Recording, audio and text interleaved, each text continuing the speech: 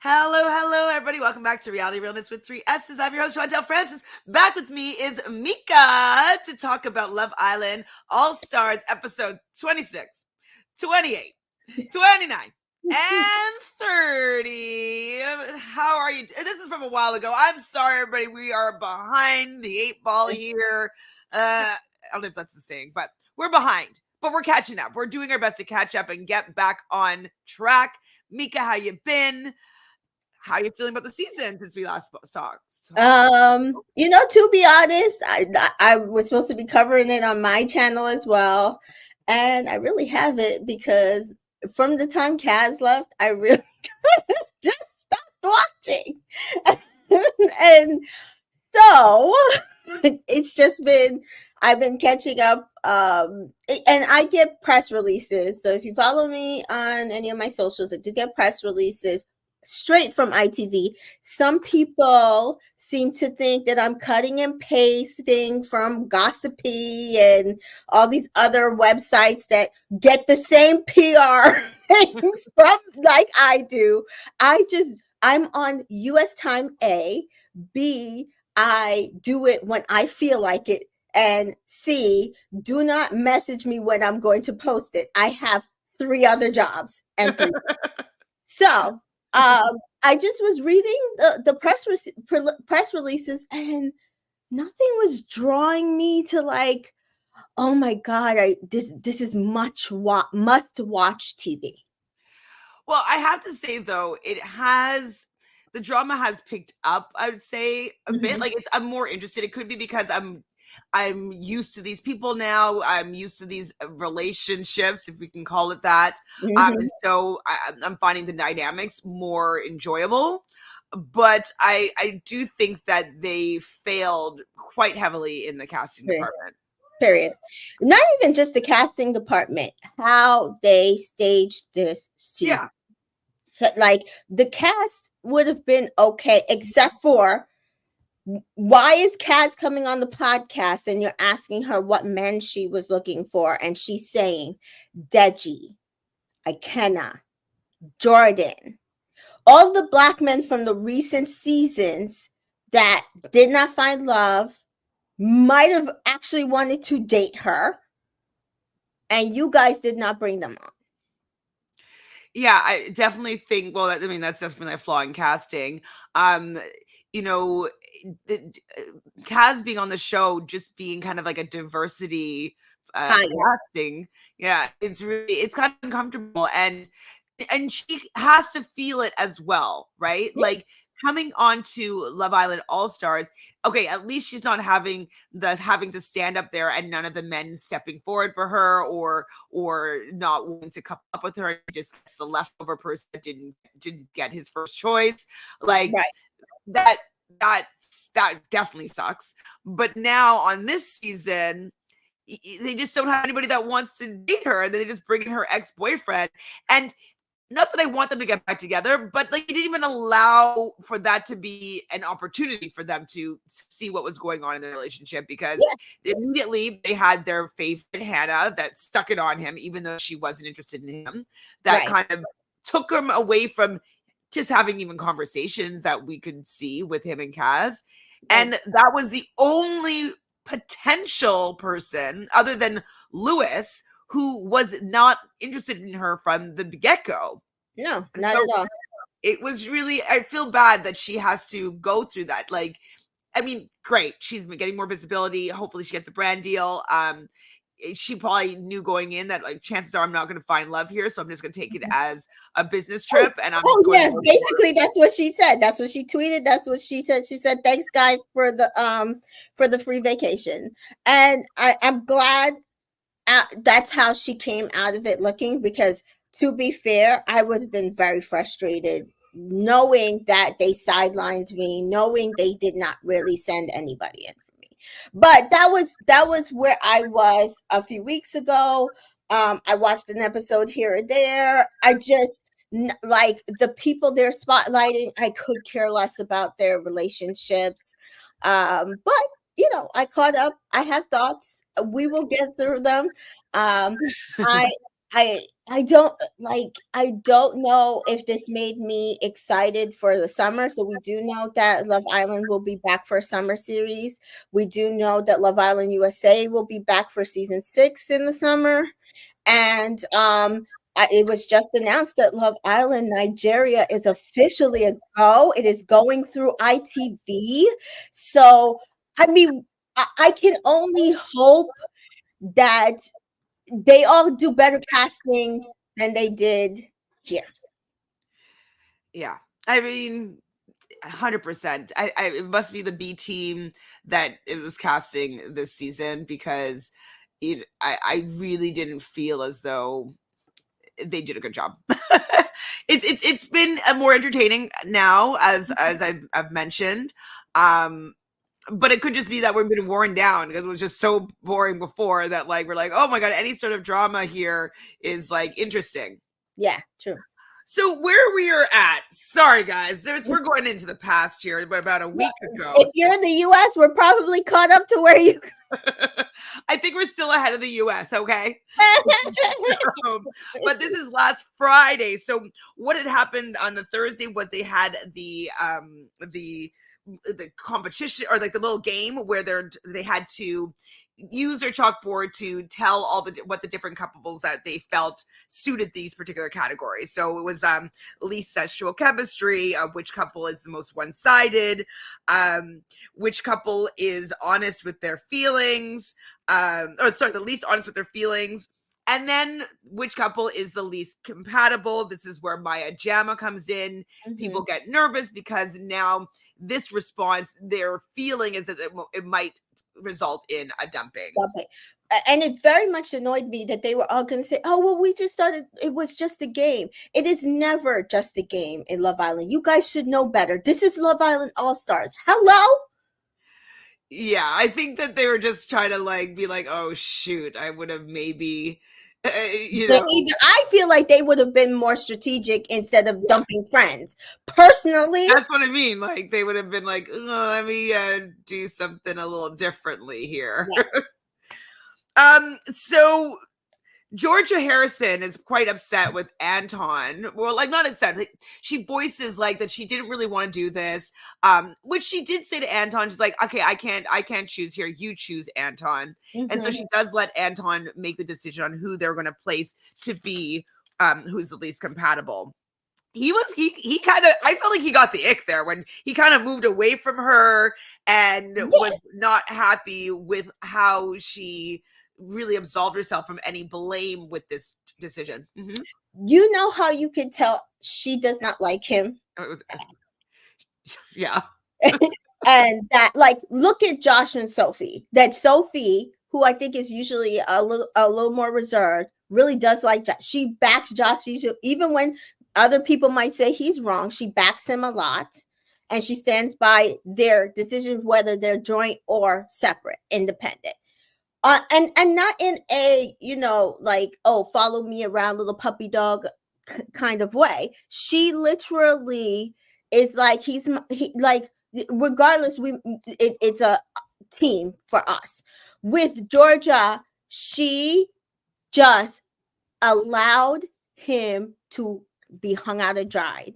Like, no, like, it was nothing. Like, it wasn't even a forethought in her head, like, oh shit, Anton made the wrong decision, but I gotta back him. I've gotta like protect what we had at the end of the day. Because ultimately, if you couldn't make a joint decision and you allowed him to make a decision, you still made a decision. Mm-hmm. The decision was to allow him to lead you. Yeah. And you should have backed that decision. You shouldn't be standing by his decision that he made because you said whatever you make, I'll stand by it. You can't be like, you made a decision. It hurt my friend. Yeah. So now I have to wiggle my way out of this for either the public or for the friend or for the pillow. For the friend. Yeah. I mean, I know that we all know that she doesn't like this man at all, and she's just biding her time till this season is over, like, to get a chance at the money. But I think there's money. I don't know if they've ever actually even explicitly said. I keep saying the same thing. Is there money involved? Is there actually money? Like, is it just a brand deal? Is it money involved? Because they're not talking about, like, normally they mention it like every few weeks or whatever it is, but here they have yet to mention if there's actually money involved in All Stars, right? And and the thing is, we don't believe most of these couples to believe that they're just there for love. So, like, just tell us that there's money involved. Please. So, I didn't write down who was the vulnerable couples. So, I believe the couples that got the most amount of votes was Joanna and Chris. Yeah. Casey and Eve. And then Callum and Jess. And Joe and who's Joe with? Eve. So was it 3 or 4? Joe was with Casey was with Eve. Callum was with Jess. Chris and Arabella. Chris and Joanna. And then Joe and Arabella. Yeah. So those are the 4 couples that received the most votes for this particular category. And so now at the beginning of episode 26, Friday's episode, they need to vote on one boy and one girl to send home. So they're talking about in their couples now, they wanting to be, actually they're all together, but it's kind of sitting beside their couples. Let's be as logical as possible. Josh thinks Joanna and Joe were the 2 people that he feels like they should send out. Tom agrees with this. I feel like Joe should have had maybe a little bit better, another opportunity to stay in there. Like I feel like he was just in there for like a day, and so I wouldn't have put Joe on the button here. I was annoyed that they brought in Joe when they brought Joe in because when what's her name, Liberty was on the main podcast, the official podcast, she said that she was waiting for Joe. And that I don't think that they would match though, but I also think that I can't see him with anybody else either. Like, I didn't like him with Arabella. I didn't think they were real. And he does like a blonde. So I don't know. Maybe he would have at least given her a chance. Apparently, I think even he said that yes, she DM'd him. Oh. Liberty. Yeah. Okay. So this is my whole thing. Like, I don't agree that Joe should have went out here, but I also don't see who he would have stayed with. For sure, but I was loosely interested to see him go on a couple dates and to see like him shake up some of these dynamics. Anton doesn't think that Joe had enough time. Georgia thinks she needs to. I didn't finish that sentence. What did Georgia Steele think? Probably that she needs to be loyal to her girls. I don't know. Toby thinks that she has 2 options. So it's Joanna. Yeah, they're talking about Joanna. And so Georgia Steele and Georgia Harrison really seem to want to keep Joanna in the villa. Which I also thought was fair because they were holding it against Joanna for playing the field, but of those 2 people, 2 women, they also did the same thing. And so it would have been hypocritical if they sat there and was like, well, let's kick Joanna out because she wanted to get to know more than one person, which is what everybody else said, which is also not fair because she was there not even a couple days in, right? So Josh wants to save Chris, and that makes sense. Like they've been in the world together for a few years now, and like they were in the first set of Villa Islanders this season. So it makes sense that he wants to save Chris. Toby thinks that Eve only stuck it on Casey because he is single. I'm just like, why are you saying that, Toby? Like, people, you have to get with somebody that's available, right? Like, did you want her for yourself? Is that why? Like, you have to go for somebody, and what better person to go for is somebody who is available. And it's like, if you're getting to know someone, you don't need to be obsessed with them from the beginning. Like, you're like, oh, they're single. Oh, I like this person. Right. They're new to this world. They just were on their season a year ago. And I want to get to know them a little bit better. Like, what's wrong with that on a dating show? It's very weird. Yeah, I did think that that was weird, but oh, shit. Toby, it's like Toby. One day you make sense, and then the other days, most of them you don't. So Anton though is basically says that's once they make the decision, he's like, it's done and it doesn't get carried over. And like the fact that and I'm not a fan of Anton, and I think the reason why is that I feel as though his niceness is Fake. actually fake. Yeah. And that's why it's not landing. I've talked about many times about how he's trying to be somebody for somebody else and he's never authentically him. So yes, he's the guy, oh, I bring the coffee every day, great, thank you. Oh, I do this, oh, look at all the things that I do for these people. But he does everything, it seems like, for a reaction. And Right. so when he's saying like, well, make sure that when it's done and it's not carried over, it's like, well, why? Like, I'm allowed to have a feeling about something, and Right. if I don't feel like it's done, you can't tell You me should that I be can't able talk to about it. express it. Right. I mean, I'm not saying go on and on about it for like 50 days, as we're going to see with his girlfriend, but I'm saying like I should be able to have an immediate reaction and maybe a follow up. And then, okay, yeah, drop it because we don't have that much time in the villa. But that you can't not allow me my own reaction and my own feelings about something. Now, I agree with you, and I think the public were of a different mindset. But then I think this is about the time when people started to like really see what is Anton really about. Because I really do feel like everything that he portrayed prior to this was put on. Was put Yeah. on. Well, yeah, because I've been seeing a few flashes of his anger, Yeah. and I feel that he's allowed. Everybody's allowed to have emotions and feelings, but the fact that he's telling her like this doesn't get carried on, it's kind of also saying like you're not allowed to have an emotional reaction to this. Yep. And he doesn't really have or shows emotional reactions to things. Yep. Everything, his reactions are all veneered and very not calculated. Might be a I was strong gonna, word. I was gonna say it does kind of in. I feel like in the back end, it does kind of come off now, kind of calculated.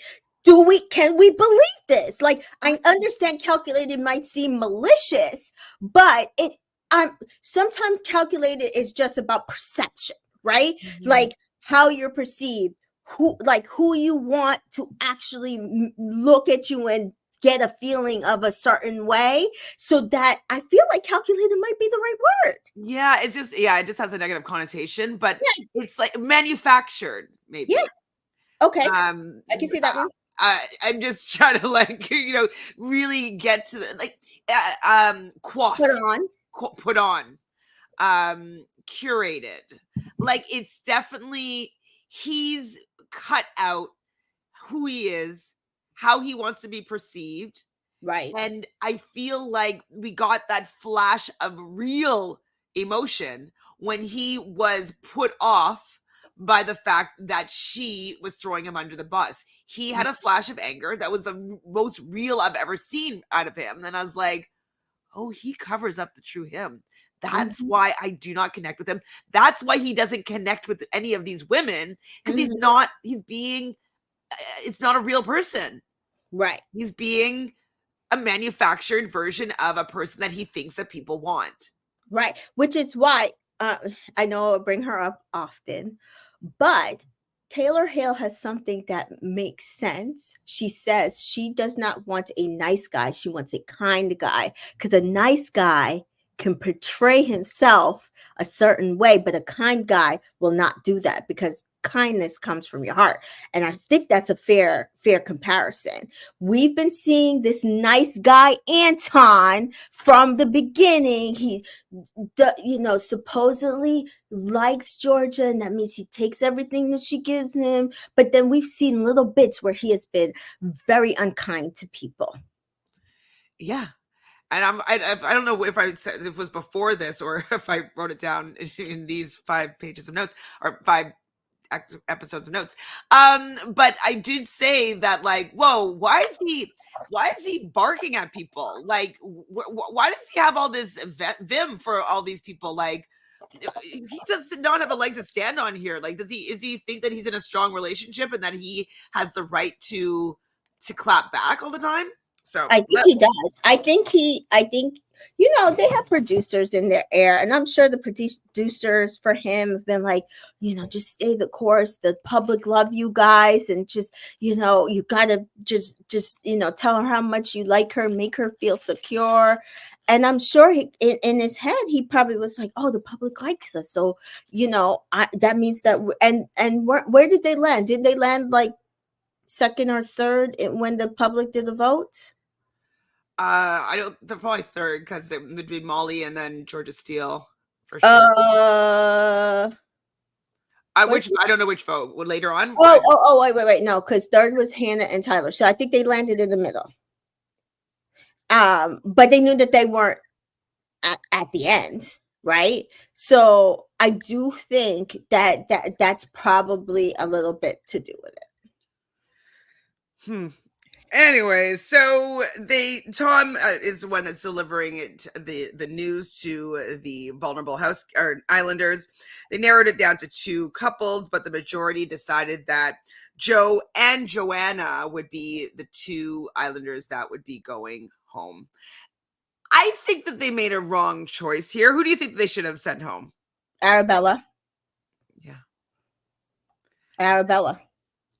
I mean, and I don't like Arabella, but I just felt like Arabella. But I just didn't see a reason to keep her. I just didn't. Not in the way that the villa was constructed. But they might not have had a choice, it felt like, because of what happens later. And then I hate to say it, I kind of felt like Chris. Yeah. I kind of felt like Chris, but I also feel like Chris and Joanna had a connection, regardless of her wanting to explore another connection. She kept saying, it's not that I don't have a connection with Chris or don't want to continue being with Chris, but she also did ask for a step back, which I understand where she was going. She did not want to make it seem like she was like all in on Chris, and I think at that point they were all in. But I just feel like, yeah, I think should have been Chris and Arabella personally. Well, it ends up being that Chris and Arabella are now coupled up together now that Joe and Joanna are going to be out of the villa now. So everybody goes back to the fire pit, and Georgia Harrison feels like she gave bad advice because for the fact that Joanna was kind of exploring her options and making it very known that she wants to still see she wasn't all in on Chris. I don't think that was the wrong thing for her to do on a dating show where you're trying to find someone that matches with you really well. Chris was giving her the ick, and she wanted to maybe just look elsewhere, like I don't think it was bad advice.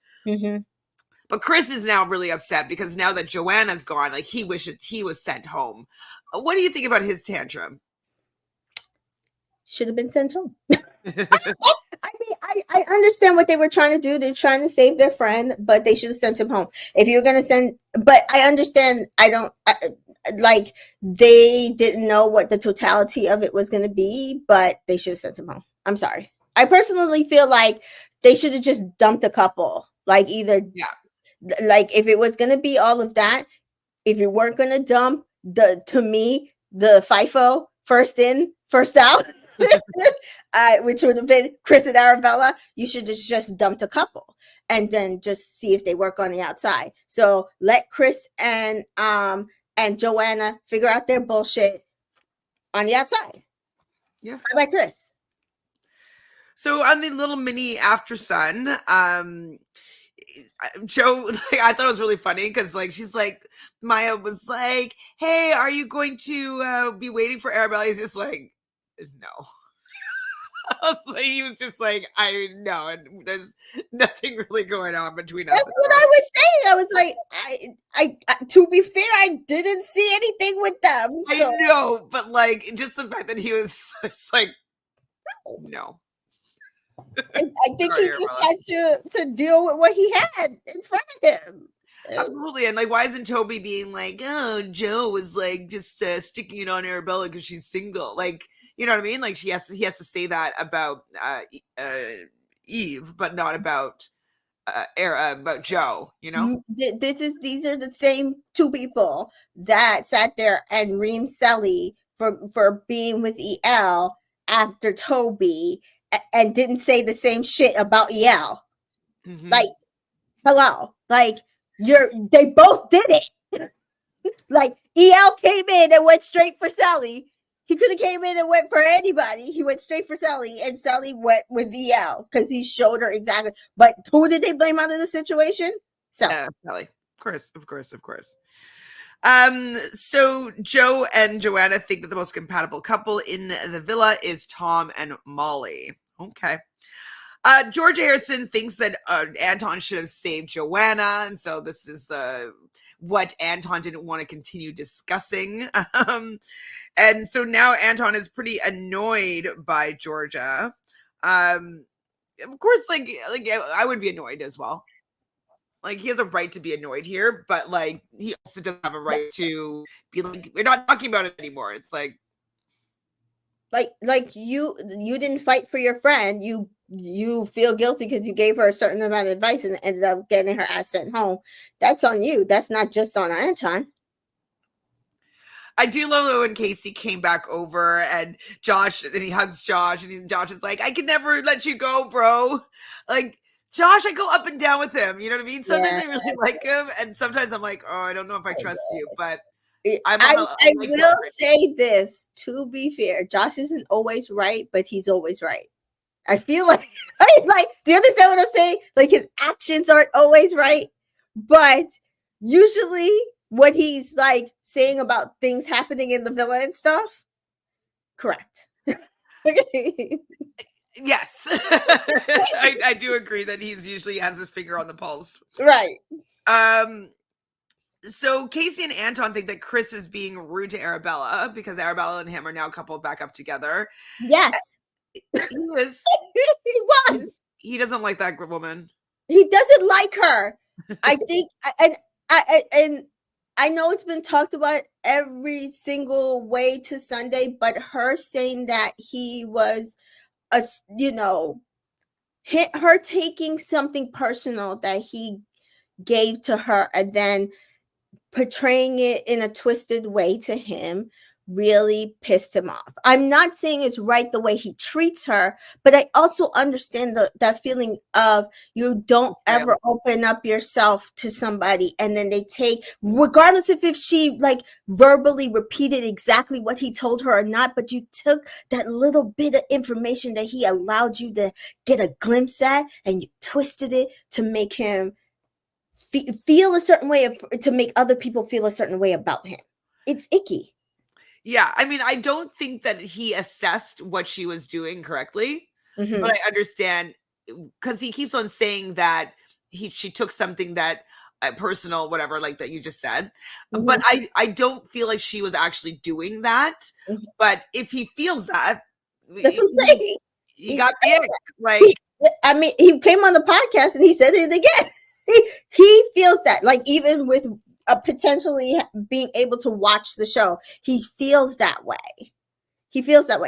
And from an outsider looking in, watching what happened, I understand why he feels that way. I'm not saying that that's what she necessarily was intending. Yeah. Right? I can't say her intentions, but I get why he feels that that's what she was doing. So Chris decides to sleep downstairs. I'm just like, Chris, you're so dramatic. Such a dramatic Leo. Toby goes over to comfort Georgia Steele because her friend is gone. I'm just like, man, I am so not a fan of Georgia Steele. Yes, she brings drama, but like, I don't I'm not moved when she's like feeling something for Joanna, because I feel as though she's kind of a bit of an unkind person, and I know that she's friends with Joanna, so this is why she's like championing for her and like feeling that type of way for her. But I don't like the way she treats other people in this villa. I don't like how she treated people in Love Island games. So well, we know that we were I definitely thumbs down. I think it was like it's just been like, oh, so I was correctly assessing you, right? Like this is the second show that I'm watching and you're doing it still. So I correctly assessed. I mean, she was like a good version of herself on Love Island games. Like Right. I'm seeing this version, I'm like, oh my goodness, like she is a piece of work. Piece of work. All right, so everybody goes to sleep, and in the morning, everybody's talking to see if anybody spoke to Chris. Nobody has spoken to Chris yet. Josh, Callum, and Casey are all talking, and Casey's just really mentioning how happy he is to be there. And Josh doesn't feel that Chris is being grateful for the fact that they had saved him and he's still in the villa. Which is why y'all shouldn't have saved him. Because if it was about setting up somebody for gratitude, like, no, like you should have saved him because there was something left in the villa for him to potentially do. But you guys had the option of saving him with a couple, and you sent his couple home. I don't understand what they thought was going to happen. Either you keep both together or you send them both home. One of the two. It's not like the Kaz and Georgia H and whoever else was at the Hannah situation where they had to do it separately. Hi, Natalie. Sorry, just seeing your message right now. Are we going to be covering Love is Blind? I haven't watched yet, but I've heard it's a good season so far. It's so far. It's such, and I binge watched 4, and then 5 I watched also live. And I will tell you how I felt after this first set of episodes was not as icky as I felt after the first. Like last season was terrible. And even if this season ends up with like one couple working You're out, enjoying it more at this point. Correct. Way better. We're intending on maybe going live tomorrow evening. So maybe around 6 or 7 p.m. Eastern, we're going to go live on my channel and we'll talk about the first drop. So that's what we're anticipating doing. So Tamika and I tomorrow, 6 p.m. Tomorrow as in Monday, 6 p.m. Eastern. So yes, this is going to be the first time that I'm covering it. So I'm not sure how to take notes or like, I'm not sure how it's going to work. So we're going to see. We'll see if it works out. I have an idea. We'll talk about it after, but it's my first time covering it as well. I never covered Love is Blind. I always just tweet it. Hi, Dabu. Thanks for being here. So Toby, Georgia H, and Georgia Steele are all talking, and Georgia's mentioning how her and Anton are butting heads, and it's like, because you guys don't like each other, you don't get along. Like, I don't know what Anton's type is because he tries to make himself be everybody's type, but he's not Georgia's type at all. He does not like that man. Like it's not. It's like even her pretending. It's hard to watch. Yeah, that's how much she doesn't like him. Well, and then Anton, we see him complaining about Georgia Harrison putting the blame on him. And it's like, she's putting the blame on you because she doesn't like you. Like, just take the hint. She doesn't, like, you mentioned it. If you like somebody, you will stand up for them in these moments here. I mean, like, I'm really sorry, Joanna. Like, I really love you. I didn't know it was going to go this way, but I have to stand by, like, my man's decision. Yep. I gave him the power to make the decision, and I have to stand by it. I'm sorry. But she don't like that man. She doesn't want to feel like that man is speaking for her at all. So I've got a text. Molly and Tom get a date. They do we're going on a date. We're going on a date. Molly definitely looked really, really cute. Funny enough, though, I don't even remember. Oh, okay. Yeah. I'm like, I don't remember their date. No, they're sitting at the pool with their feet in the water. right? Yeah. Their date was boring. Like, they don't talk about anything. Like, oh, you really surprised me. Oh, you really surprised me too. Oh, you really have a heart of gold. I'm like, oh, thank you. Like boring. With Molly and Tom, I just feel like Tom has no depth, right? And to be fair, I'm not a big fan of Tom, but even still, I just life experience wise, he's what, 24, 25. Mm-hmm. Molly is 30. She's just or 30 something. Turning. Turning 30. She's just easing herself out of a relationship that had dogs and cats and joint apartment living, right? Family living. I get that he gives her the validation. I'm a Taurus. I get it. That is what we want. We want somebody to give us everything, right? Just pour into us. And so I get that's what he give her, but I just don't see them in the long run. I don't think he had, and this is also the reason why I can't date somebody past 5 years younger than me. I get app requested 29-year-olds, 30-year-olds, 25. Some guy who was 25 messaged me the other day. No. First of all, my daughter's going to be 22 this week. No. Like you have no life experience. Yeah, I agree. It's not interesting for me, and like I can't imagine it being interesting for her, for other than a fling or just like a fun time or a vacation romance. Like, right. I don't see it being something more than that because he just is not ready for that. I don't think if Callum, who was only like a year or two younger than her, wasn't ready for that, it's hard for me to believe that Tom is ready for what she's seemingly looking for. And to be fair, there are younger men who can do it. Few, but they're few to me from what Not I've in this seen. world. Maybe 10 years ago, but right. now Few and far between of men who are able to meet women where they're at in that like age disparity, not even experience disparity, like fewer and farther between. I just don't see it lasting. I just don't. So back to at the villa, we see Jess and Callum flirting and tickling and talking, and I actually do think that they have a little bit of chemistry and that he likes being around her.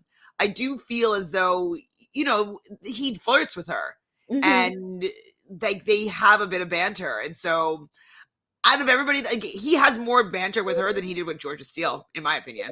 Oh yeah, but I also think it's because she actually likes it. And they're both Tauruses, so I think they do speak the same. Oh, the twins are Tauruses? Yeah, they're Tauruses. So I do think they do speak the same language.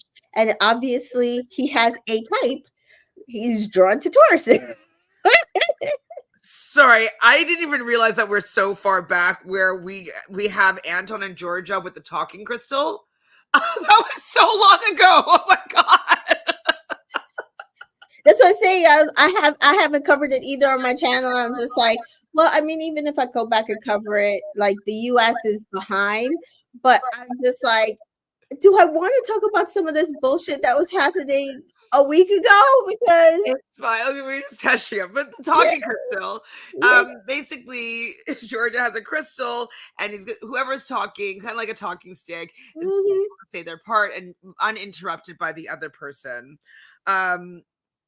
And basically they're getting to the term, like getting to decide, like, okay, as long as we're good, like we're both good. And I'm like, you're not good, guys. You're not good. But okay. So Georgia just wanted him to talk to her about these situations. And I mean, this is true because he doesn't like talking about these certain situations. Like, he wants everything to be fine and dandy and move past from it and don't bring it up again. Which also is a huge red flag that he does not want to discuss anything. Well, it's a huge red flag. I think it must have been some sort of coping mechanism that he had growing up, but like seeing something that was unsavory or unkind or like didn't make him feel a certain way. I think he learned to put on a mask or like learn to not talk about it because it was painful. So it seems like it's something that he learned from childhood, is to sweep everything under the rug because he doesn't want to actually deal with emotions and feelings, and it was a way to protect himself. That's what must have happened, like I would imagine. But she does apologize for throwing him under the bus, and so there seem to be good now. Did they kiss? They probably kiss. I never want to see that. I'm just like, Georgia Steele and Toby have a conversation, and he says to her, like, "You're my main priority." I'm like, really, Toby? Okay. Because there's no other options there. It's like, is there anybody coming in for Toby? I don't think so. No. So back to Molly and Tom. They definitely see a future with each other. I'm like, really? Do you?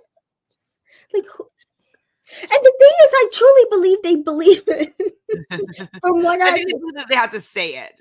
Like, no. I truly believe that they believe it. People like there are people coming outside of the villa saying that they think that Tom and Molly are the strongest couple in there. They will be the couple that they're not even saying Callum, and I know that Callum's is closer to a lot of these people than she is. But they're literally saying they think that Tom and Molly are the most compatible people in the.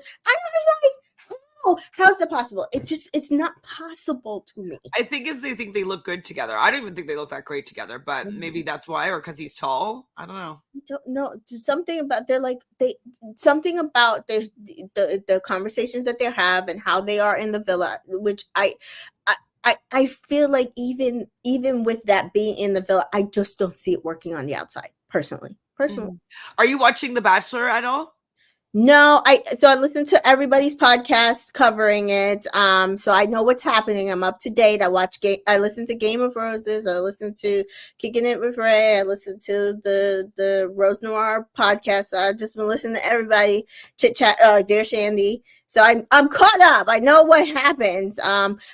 Personally, I feel like I've called a lot of what has happened because I don't really feel like he was into women of color, but that's just me. Fair. I have to say though, his season is more enjoyable than I was expecting it to be. And I feel as though he's more interesting and entertaining. He's not as wooden as some of these bachelors have been. And so I'm actually enjoying his season. What I was going to bring up though is the girl Maria. You've probably heard a lot about Maria. She's Canadian.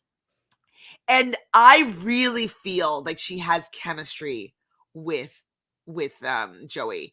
And I just wanted to see, like, just make a comparison, that Molly and Tom don't have the chemistry that Maria has with Joey. Like, they're just something like even the way that they kiss, like she kisses him like she just wants to kiss him, and like he wants to kiss her. Like you could see that they're drawing and they're being playful with their kisses, and like they're at an early stage in their relationship, absolutely, but longer than some of these people have been in the villa together, and they're just like laying down side by side each other, and like I don't see that chemistry and that like really loving, getting comfortable being in each other's arms. Like I don't see it. Anyways, I just wanted to make a comparison if you'd seen those two. I don't think I've visually seen it, but I have heard that everybody's saying that he, it's obviously clear that he really likes Maria. And that Maria is very they don't feel like she's like false or putting on any type of pretenses, and so they're real, and I think it's you could see it in their connection and all that stuff. Yeah, it's just very, very refreshing just to see someone. Like, I do feel like she's falling in love with him and he with her. Like, I feel like they're just getting to know each other and liking each other. And I'm missing that from all of the couples here. I saw it a little bit with Callum and Jess, to be honest. But I don't see that flirty, zingy, like bantery. So let's take Callum and Jess. I agree with you. I do feel like this is his best connection that he's had in the villa since. And I do feel like actually they could work on the outside if Callum really wants it. But my whole thing is, you came in here because you didn't want to be like, you didn't be locked down with your ex. So it's like, then can it really work on the outside if that's what you were? I mean, but to be fair, it could be a lot of men are they're ready with one person, not ready with another. I get it. I just I that would be my concern. Rather than him getting back with Molly, my concern if I was Jess would be, is he ready for something long lasting? Is that what she wants though? Does she want to I get don't married? know, but So, I think that if they're you allowed to do, date. They're still under the age of 30. true. Like, and maybe, he didn't want to get married yet, and like that scared him. He still wanted to have another long-term relationship, maybe have another short-term relationship. Like, he wasn't ready to commit to Molly in that particular time. And I don't even think that he needs to be promising a marriage to Jess. At this point, like a year-long relationship, 6 months is still pretty successful. So that would be my only thing, as in my opinion, like, I would be concerned if that is what I was looking for. Yeah, we don't know. I don't think she's necessarily looking for that, but we don't know for sure. So Molly and Tom are back from the date. She says it's the nicest date that she's ever been on, and she's excited for the outside, and they want you to be each other's girlfriend and boyfriend. I'm just like, okay, what a boring couple. Arabella really wants that, and she's getting goosebumps hearing her talk about this. I'm like, really? I didn't get goosebumps from it. Sometimes I do. Sometimes I get goosebumps from people's interactions, and I didn't get any here. So they're all getting ready for the night, and someone makes a toast saying it's the second chance for us finding love. Second, and maybe third, fourth, fifth. Y'all should have dumped Chris and Arabella, and then it would just be y'all. Yeah. Chris and Toby do have a talk. They're kind of besties in the villa here, and it thinks that Joe was doing what they were supposed to be doing. Like, they're supposed to be kind of exploring their options, playing the field, and so he feels annoyed that she got dumped for doing what they're supposed to be doing. I don't know why though. He's just like, she didn't really like him that much. Like, I know she was saying that, like, doesn't mean I don't like Chris. I still want to explore, but like, she didn't like you, Chris, anymore. Like, I think she wanted to move on and explore with somebody else, and was hoping that there was another option. Like, if Josh had said yes to her, she would have dropped Chris like a hot potato, I think. I don't know about that, but I do feel like she should have. I do feel like she should have been allowed to let any option play out. I think they have talked since they left the villa, so I don't know if it's necessary. Whereas some people haven't talked to people they were coupled up with, so I don't necessarily know if that is the correct vision of it. I just feel like if you come in 2 days ago and you talk to one guy and you just like stick to one guy, and then you talk to another guy and you're like, oh man, like I kind of really like this guy, and you don't get to see it play out, I think you will always kind of have that wanting. So I do feel like, do I feel like she should have been stuck with Chris? No. Do I feel like there's probably things that she didn't like about Chris? Absolutely. But I do feel like she also wasn't allowed to allow her connections to play out. So Callum says that he's pleasantly surprised by Jess, and saying that the best thing about this experience was that him and Molly have like been able to coexist and be happy for each other, and are not like super mad at each other for hurting them or things that happened in their relationship in the past. And so I do think that he's quite mature. He's the most mature in the villa, it seems, at this point. And I do think it does help. They share custody of animals, and I do feel like that probably, we know from watching other people having to split up custody, especially in the bachelor world, where it's hard, because at some point you just feel like maybe you should just sever ties and one take one dog and one take the other, or I don't know, but I do feel like that. I think the situation they're at now, the point that they're at now, actually helps that they, share these animals that they both love. So now Casey says that he doesn't know if it's deep or just convenient with Eve. And I'm like, so maybe Toby's picking up on Casey not being that into Eve, because yes. I think Eve was interested in Casey and getting to know him. And Casey made it seem like he was reciprocating that energy. But then all of a sudden, now that they made it through a dumping, like he's not sure about how he feels about her. And I was like, from what I got, they were actually had gotten a lot of icky feelings about each other. And I don't think the show was purposely showing it. So again, this is kind of how I'm feeling about the whole Joanna thing. It's like, you show that she's getting ick, but she wasn't the other one, only one in her couple having those feelings. And it's like, you're with somebody 24/7 and I think Joanna said she was used to living alone. She left Love Island the last time and she never lived with anybody before.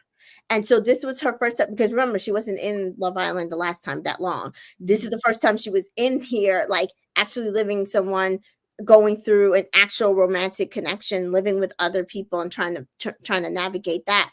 And it was hard for her. And so I think that's also fair.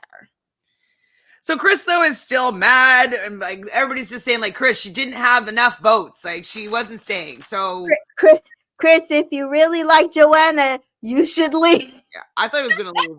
I thought he was going to leave with her. It should have. I'm sorry. I would have walked out the door with her. At that point, I think a lot of people, and I don't hate Chris, I just think a lot of people would have respected it more. Even if you guys weren't going to date, really, I don't feel like I'm going to find another connection. Joanna was it for me. I don't want to be with Arabella, and I just don't see anybody else walking in the villa to give me the connection that I was looking for past Joanna. I've been here since the beginning. See a sayonara, and I think everybody would have respected it rather than the whining and the crying. Yeah, gross. Annoying. Molly does talk about how she had the best day ever, and Arabella mentioning how grateful she is to be there, and then ding, ding, it's time for round 2, because Adam, 31 from Ireland, a professional wrestler, walks into the villa. Arabella, of course, thinks he's fit. And what do you think about Adam as he walked in? Not my type. Not my type. I mean, maybe if he did, aesthetically, his face, I think, is attractive, but I'm not into his swagger. I don't know what, it's something about it. He's not my type, but I can't put my, it's not the tattoos. It's not the bald head. It's his swagger is not my vibe. Yeah, something about him. It doesn't work for me. I'm not. Me neither. Me neither. I've been trying to figure it out myself, but I don't find him attractive in that way, even though he's aesthetically, his face is good looking. That's what I'm saying. I don't want to knock that he's say that he's ugly. I don't think he's ugly. It's just not my type. So Adam actually ends up pulling all the girls for a chat. Anton thinks that Adam will chat with Arabella, Molly, and Georgia Harrison. I just even hearing Anton just give his opinion, he's part of the show, in that way. Well, it's he's acting like he's a couple, and he can analyze relationships, and I'm just you can't even figure out what's going on in yours. Almost he's part of the show. So they ask him what's his type. He says that he needs substance. It's interesting that he says he needs substance, and then when we get later on, there's no substance with, in my opinion, with the relationship that he's cultivating with Arabella. So they get a text, and can all the Islanders gather around the fire pit? Adam gets a text, and he gets to steal a girl of his choice, and he chooses Arabella, as we would assume, because she was laying it on the thickest. Mm-hmm. She is the most available, of course. She's in a friendship couple, not even a friendship. She's coupled up with Chris. And so he's happy that she's not taller than him. But that means that Chris now gets a text saying you're single and dumped from the island. And I said karma came quick for Chris. Unless he wasn't allowed to leave. Maybe the producers didn't let him leave. So then they said, maybe that's why he was like whinging. Yeah. If he tried to leave and the producers wouldn't allow it because they wanted this big Adam thing to happen. So listen, I don't put anything past these MFers. It's so true. So true. We're on to Monday's episode. Yes, episode 28. We see Toby crying over Chris leaving. Chris has his mini chat with the mini after sun with Maya, saying that he was really close with Toby, and Georgia Steele is like his little sister. He's going to be sad leaving the show. Maya asked him about Arabella and talking about how they had a great date, but he basically was like, he threw his vulnerability back at him, and he didn't like that. And he does mention that he has fancied Joanna for 4 years. And so this probably also is why he was like feeling like, oh, like we were kind of going towards something maybe, and like it got cut short. So I'm happy he's gone at this point because he wasn't enjoying himself in the villa. So I'm not enjoying him there. So yes, he's got to go. I agree. And then Georgia and Toby are crying together. And Georgia Harrison asked if she could join them. I was like, you're going to see him in a week and a half. Like, relax, people. Relax. It's not some deep history that you guys have here, you know? Hilarious.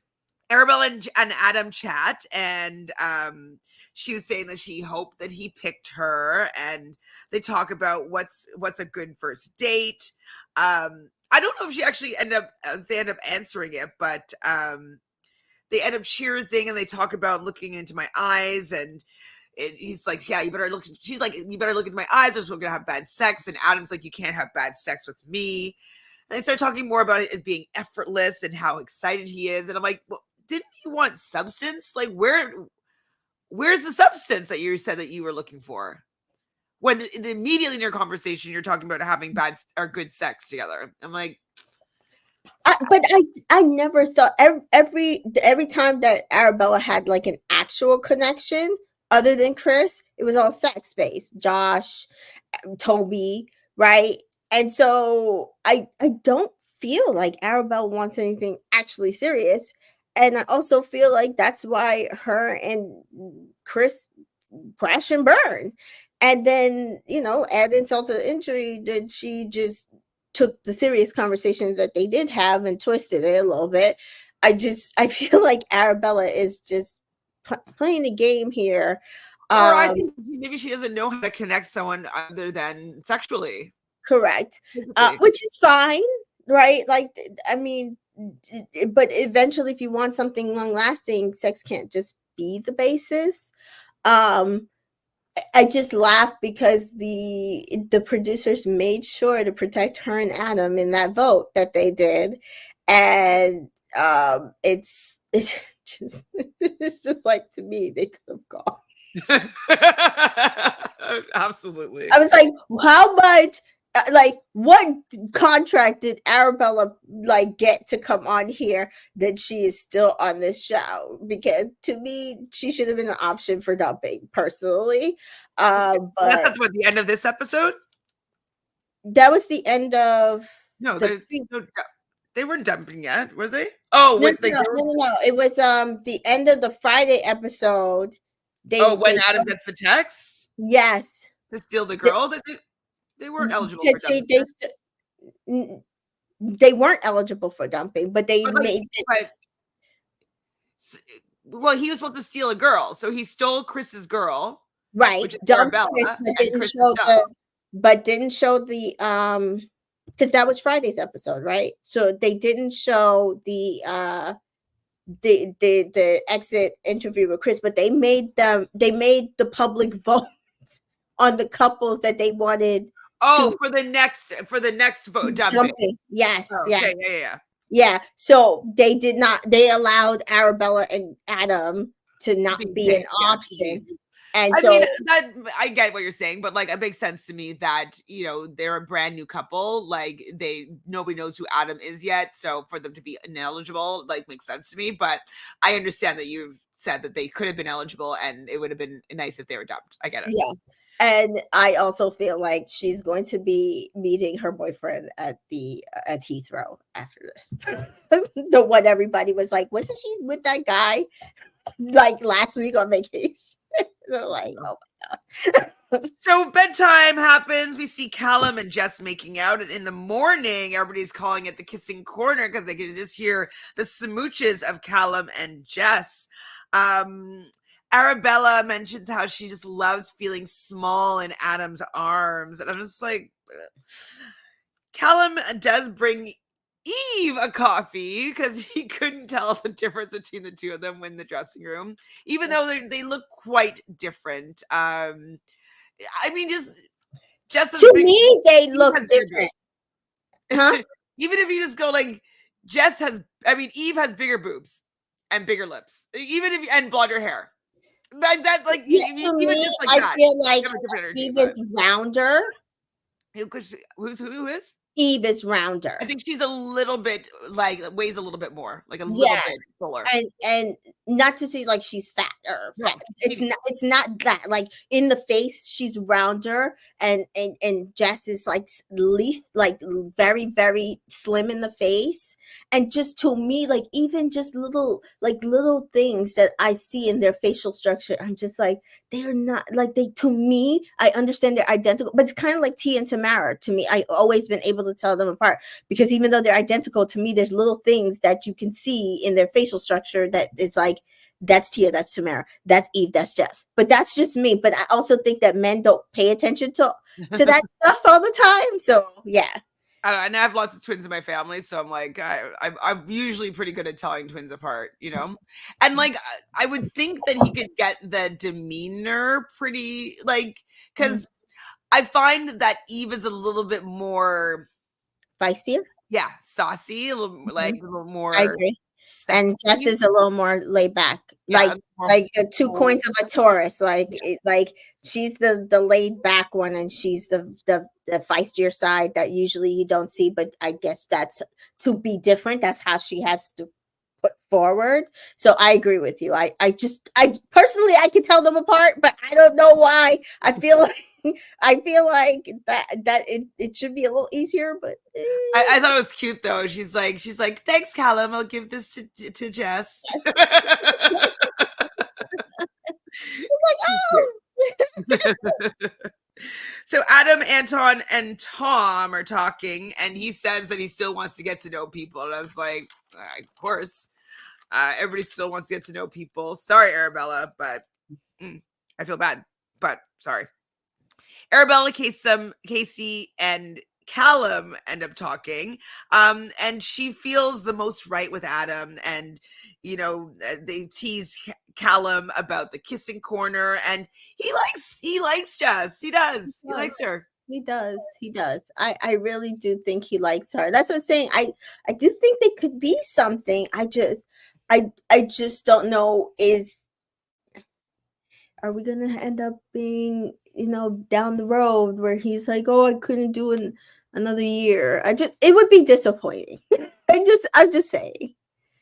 I don't know if he could just have been tired of Molly, right? That's also true. Because don't they say like, it could be any supermodel in the world, and there's always some man that's tired of fucking her, right? True. I know it's rude, but So Jess, Eve, Sophie, and Molly talking about the kissing corner. Jess really likes the way things are going right now with Callum, but she's still open. They haven't closed off their relationship yet. And I feel like how they're both talking about it is normal. And it's like, it's fine to still be open. Yeah. So it's cool. Yeah. So Georgia Harrison, Josh, and Georgia Steele are talking, and Josh thinks that Adam is going to still kind of chat with some people. And I think that Georgia Harrison wanted Adam to choose her or pick her or be interested in her. And she's probably annoyed that it seems like her and Adam or Anton are in such a good place because she wants to still appear to be open so people will come and talk to her. That girl wants to be chosen so badly because A, she don't like that man, and B, so I don't know how, I don't know, because we're not really going to talk about much of next week, but between this week and next week, I do feel like, I think, because a comment was made, I do think that based on Georgia's outside experience, right, with the guy and the photos, I do feel like she feels like she should win the show. And that she's entitled to a better experience, and I just feel like, I think she feels like she should be the star, and that she went through so much, and this is like the prize at the end. Okay, I haven't seen that yet, but I'll keep my eye open about that. Yeah, and so it does kind of make sense why she's just like, every guy should be coming in for her, because then she gets to choose and win the show. Do you understand what I'm saying? She gets to choose her love story this time around and win the show. But girl. Well, we'll see. So should the G's get chefy? So they're going to make a special breakfast for Anton and Toby. And I was like, Georgia Harrison does not want to be doing this, but okay. It's a segment. So they make avocado toast and eggs, and they have a little bit of a double date. And they cheers to being happy in our couple, to falling for one another and friendship. Chin chin. Only one of those couples is happy. I don't even know if Toba and Georgia Steele are happy, but they're faking it better anyways. Yeah, I think they're happier that they're back in the game, personally. So yeah, no. Only Adam pulls Jess for a chat, and she says that she's really happy where she is right now with Callum, but it's still early days, which is true. Yeah, it's Adam Swagger is just it's not it for me. He's not. I think it maybe because I don't think he can dance. I don't know. I don't know. I haven't put my finger on it yet, but I'm trying to figure it out. Josh asks if the conversation bothers her.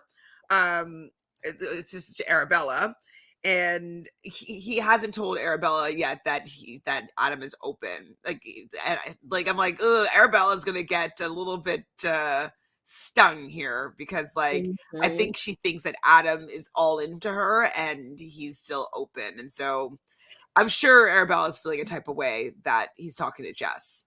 Yeah, I'm sure she's good, because again, I feel like she wants somebody just to stick with her.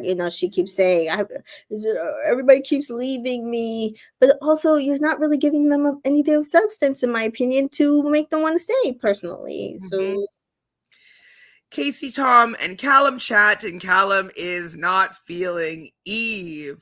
Yeah, he doesn't like that woman, unfortunately, and I wish that he was just more honest with her, because I don't think she fully saw this coming.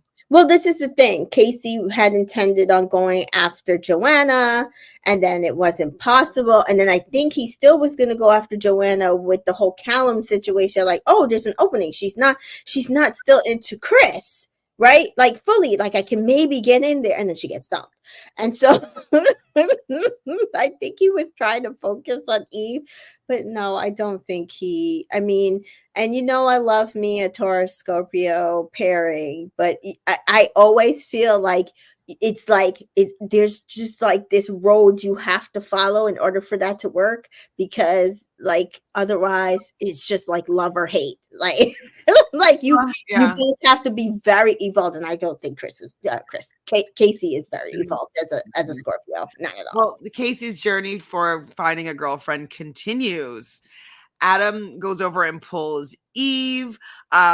She definitely says it's too soon to close off with Casey. So I'm happy at least she knows that to some extent that I think they're not going that well. Like they're not going towards closing things off. Mm-hmm. They talk about cheating, and Adam talks about like how if a man's cheat, it's a lack of discipline, and he thinks that he's emotionally intelligent. And I'm wondering if this is clues as to why I'm not vibing with him. I don't know. I'm still trying to figure it out, but yeah, cheating is a lack of discipline. I don't know if a lot of people will say like human beings are not meant to be monogamous, and I can understand that. I think monogamy is a choice, and Mm-hmm. being committed and faithful is a choice that you decide to make for your partner and your relationship. And if you do not want to make that choice, then I think that you do owe it to break up with that person or Right. let That's them what they know. want. Yeah. Yeah. So I guess it does to a certain extent could be a lack of discipline, but like discipline is kind of like negative to me. Like it's like, oh, you're not disciplined enough to hold yourself back. Like, no, like I think that you want to be faithful for your partner. I don't think it's like, anyways, discipline, I just don't know if it's the right word for me. And I I'm mean, wondering if he, like in past relationship, because he seemingly admitted that he has cheated before. Um, it's kind of like he's gotten in trouble for cheating.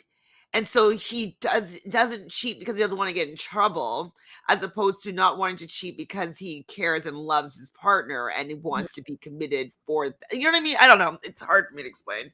so I mean, the way he's portraying it is that he cheated, the Now he's so situation. reformed. Right, the situation made him take a good look at himself and work on himself, and so now he won't do that, which fair. But I also do, I don't have a problem with you thinking, oh, if I cheat I will get in trouble, because my whole thing is you should feel that way. You should feel like you will lose your world if you cheat on the person that you're with, right? So I don't have necessarily a problem in that thought It's the process. discipline, though. But does that mean that you still, like, if you are okay with losing that person, are you still going to cheat? Exactly. Right? So there's that. But I don't know. I don't know what work he's done on himself. I do know people who have cheated and never cheat again, and I know people who continue to cheat and continue to cheat and continue to cheat. And so some people you're only, I mean not in the same relationship, in different relationships, meaning they cheated in one relationship and then found somebody else and they never cheated again, right? And so I will never say once a cheat, always a cheater. I just think that people have to work on themselves to understand why did they did, but this is with anything. Why you did what you did before, because like take my own ex relationship, my ex marriage. Um I I never got cheated on that I know of, but he did other things that to me ruined our relationship. So regardless if he doesn't go into his next relationship and cheat, if he's still doing the things that he did to me, he's still jeopardizing his relationship. So you still need to take a good look at yourself and Yeah. say, why did that not work for me, and what can I do to make, and I had to do that, right? Like for my next, and I don't feel like I did that much wrong, but there's things I know that after reflecting and therapy and all that stuff that I did do wrong that I don't want to take into my next relationship. So I think what I'm having an issue with the word discipline is that the temptation is always there, and he just has to prevent himself to not go to the temptation. And I think that is a recipe for it to happen again, because he's not remaining faithful for a relationship. He's trying to stay faithful so he doesn't get in trouble for the relationship, for stepping outside the relationship, and that he'll always be tempted, and he has to avoid being tempted. And I'm like, really? Like, I don't think that way. If I'm in a committed relationship with someone who I love and care about, the temptation isn't always there, that I have to be disciplined, that I can't see the temptation. Like, I don't know, it's not there for me. And so, like, it's the discipline thing for me means that he's preventing himself from cheating as opposed to wanting to stay faithful. I think that is trying to evaluate the mind of a cheater, which I've never I don't know, because I tell people all the time, I'm a serial monogamous. I don't have rosters. I don't date multiple people because to me it's not in my nature. And also cheating is also not in my nature. So I can't understand that thought process to understand, because like for me, if I'm secure like in myself, and also the same thing with my partner, like if my guy is looking at a girl and like thinks that girl looks good, I don't have a problem with that, right? Like that's not an insecurity I will ever have. Like, you think she looks good, that's great. As long as you're with me, I don't give a damn. You understand what I'm saying? And as long as you're giving me what I need in the relationship, I don't care who you look at. But I do know for some men, temptation is an issue, but that's on them. Like, that's not on the girl, and that's not on their partner, that's on them. And my whole thing is, if you have to do things to work through that, I can't necessarily say you're wrong, because I don't know what it's like. I don't get it. I don't get it either. Yeah, so I'm just kind of like, it's like, like holding back a rabid dog from a piece of meat, like, you're just like, what? Like, you don't need to be disciplined here. Like, you can appreciate somebody's beauty but not want to stick it in. You know what I mean? Like, I mean, I'm not a guy, so I don't. It should be that way. Personally, I feel like it should be that way. I would hope that it would be that way if I'm in a relationship with somebody, right? I don't know. So Dabby, who says it sounds like he's convincing himself that it's wrong, as opposed to your moral subconscious telling you so. Right. Like, well, I mean, not even telling you that it's wrong, that it's like that. I don't know. I feel like the temptation shouldn't even be there when you are fully engaged and in love with a person. That, for me, like, the temptation, the attraction to somebody else just disappears for me when I'm focused on one person. Yeah, same with me. I people were always, oh, like when you were with your ex-husband, did guys hit on you? Did you? I was like, I didn't even notice other guys. Like, I wasn't attracted to other men. Like, I didn't want other men. I didn't look like, seriously, like, it's crazy now that I think of it, that like it never even occurred to me. Absolutely. Like, I find like there's blinders that just kind of turn on, and then you're just like all focused, you're all in on one person, and you're just like, and you like your energy is towards one person. And I think maybe that's what it is that these cheaters don't actually allow them to have all their focus just on one person. They keep their energy kind of split, and so that it's easy for them to be kind of taken into another direction, just because like they're not closing off their energy to one person. Yeah. And like, there's a lot of people where you're just like, ooh, wait, they don't give off that they're in a relationship at all. Like, they don't give off that vibe, some people. And those people are usually tend to be the ones that are in relationships and then end up cheating. And it's like people will be like, oh my God, I had no idea he was in a relationship. Oh my God, I feel so bad. Like, you know what I mean? Like it happens because they don't close off themselves to being in a relationship. They still act like they're single. So maybe that's what he needs to work on, is when he's in a relationship, closing off his relationship, his energy to only that one person. So then the temptation and the discipline wouldn't be necessary, because there's not going to be any temptations coming your way, because nobody's going to be checking for you because you're taken. So Rocky Matters here is saying they need to do a Love Island rodeo, throwing season 1 to 3 of the UK and US together. They might find love because they are older and at a different point in their lives. I can get behind that, or just cast in future seasons. Like we were saying 25 plus. I would love 30 plus for sure, but like they'll never do that. But no, yeah. I mean, and to me, I feel that way more about The Bachelor, because there's an engagement attached to it.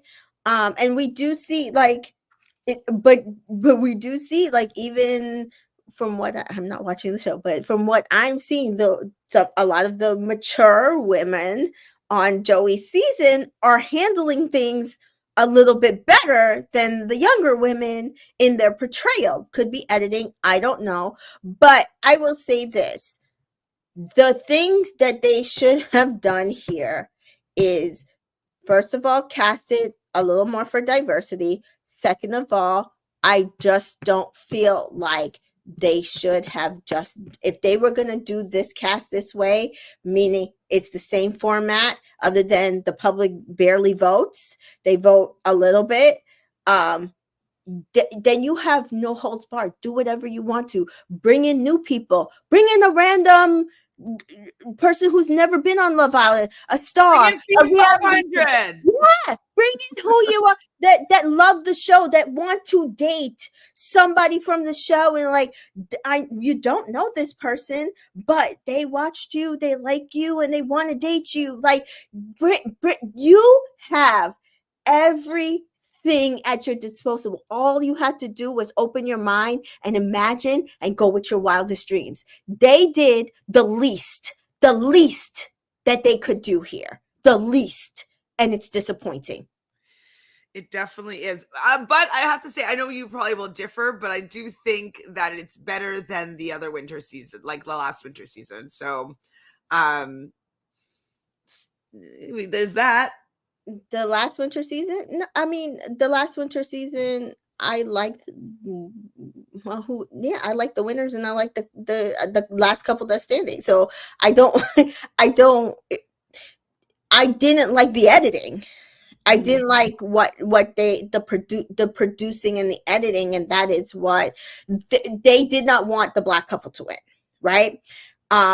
Even after India and Dami coming off of their season, they went into the next season and manipulated the people in that season to ensure the one strongest couple, who are still together today, would not win, which is the dark skin Black.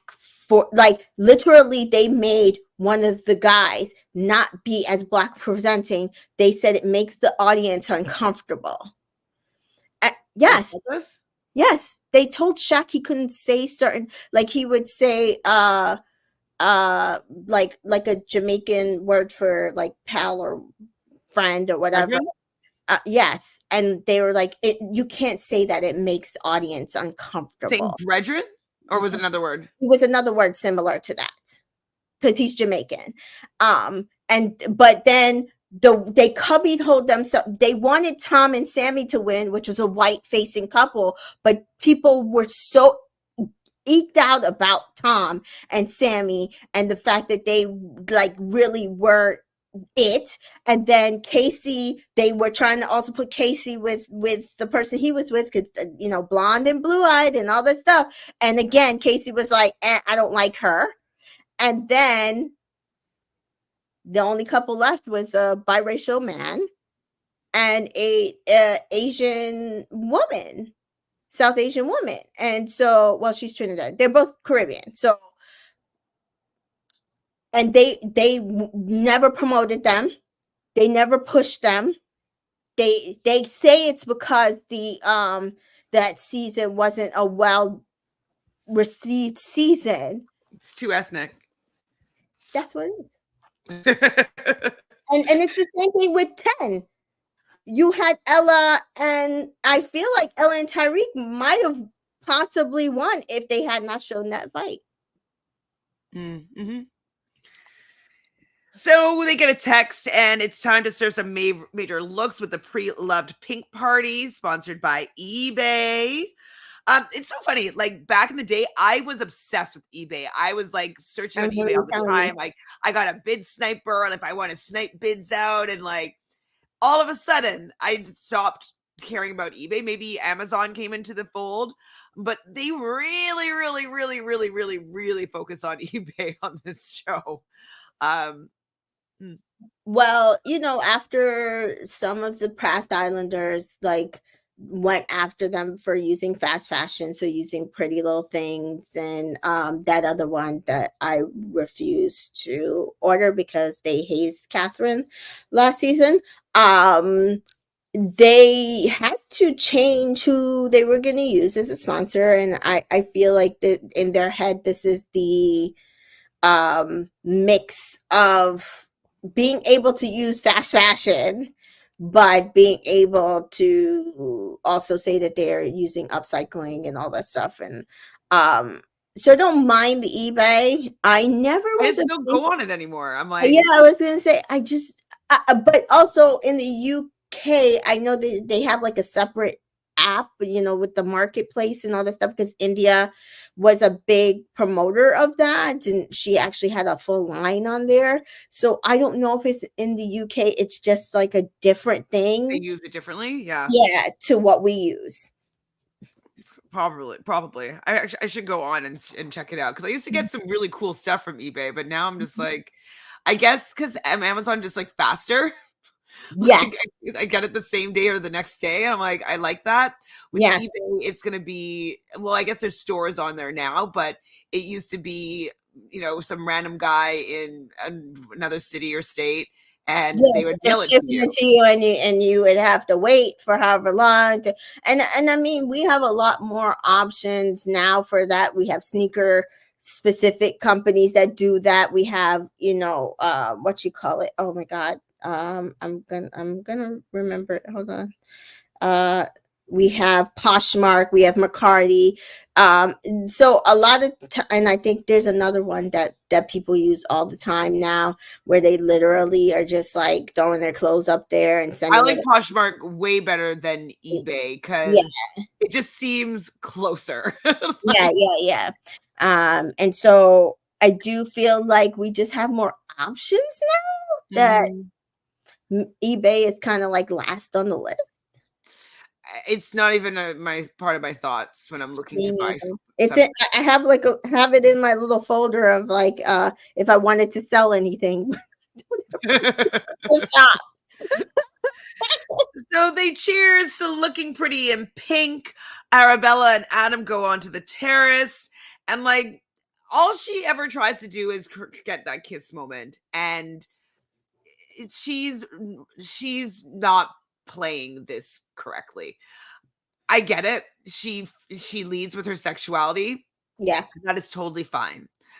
But I think if she wants to get some different results, she might want to change up her tactics and her strategy and maybe hold back from that kiss and maybe get to know the other person a Mhm. lot and not just saying like I'm so attracted. I'm so attracted. Oh yeah, like I think you're really pretty. Oh, I was really happy that you picked me. I was really happy that you picked me. Like I don't need that conversation. I want real get to know you conversations, and I want to see the kiss happen organically, not you just Right. staring at him and staring at his lips and like trying to make that Make moment him happen. kiss you. Yeah. You either feeling it or you don't. Trying to force it, especially on TV, is like the I worst. felt it was awkward because I was like, oh my god, she's trying to pull in for a kiss, like she's forcing a kiss moment to happen, and like it's like there, but like it was manufactured. Yeah. And so I'm like, whoa, are they gonna kiss? I'm like super awkward. And they talk about the three biggest turn offs. Turn offs. Turn on, I think it was. Sorry, I put off. And so she says confidence, emotionally intelligence, and humor. I guess Adam has confidence, but I don't know if I think that I don't see humor with I don't him. see humor at all. And yeah, I I guess don't know if he's emotionally intelligent yet. I don't know if he's emotional. I mean, I guess if he's saying he like he worked on himself or whatever, he's different. Maybe that's the emotional intelligence coming there. But I don't know. I don't see it. But he definitely doesn't come across as funny. But that also makes sense why she liked Toby. Because Toby's funny, and Yeah. I guess he's confident, Mm-hmm. but he's not emotionally intelligent at all, in my opinion. So she might be saying this, but she actually doesn't mean it, which is funny. So they kiss, and when they kiss, he like grabs her neck or whatever, and like I wasn't really feeling it personally. Anton does mention that Arabella's got game. Like coming from Anton, anybody has game.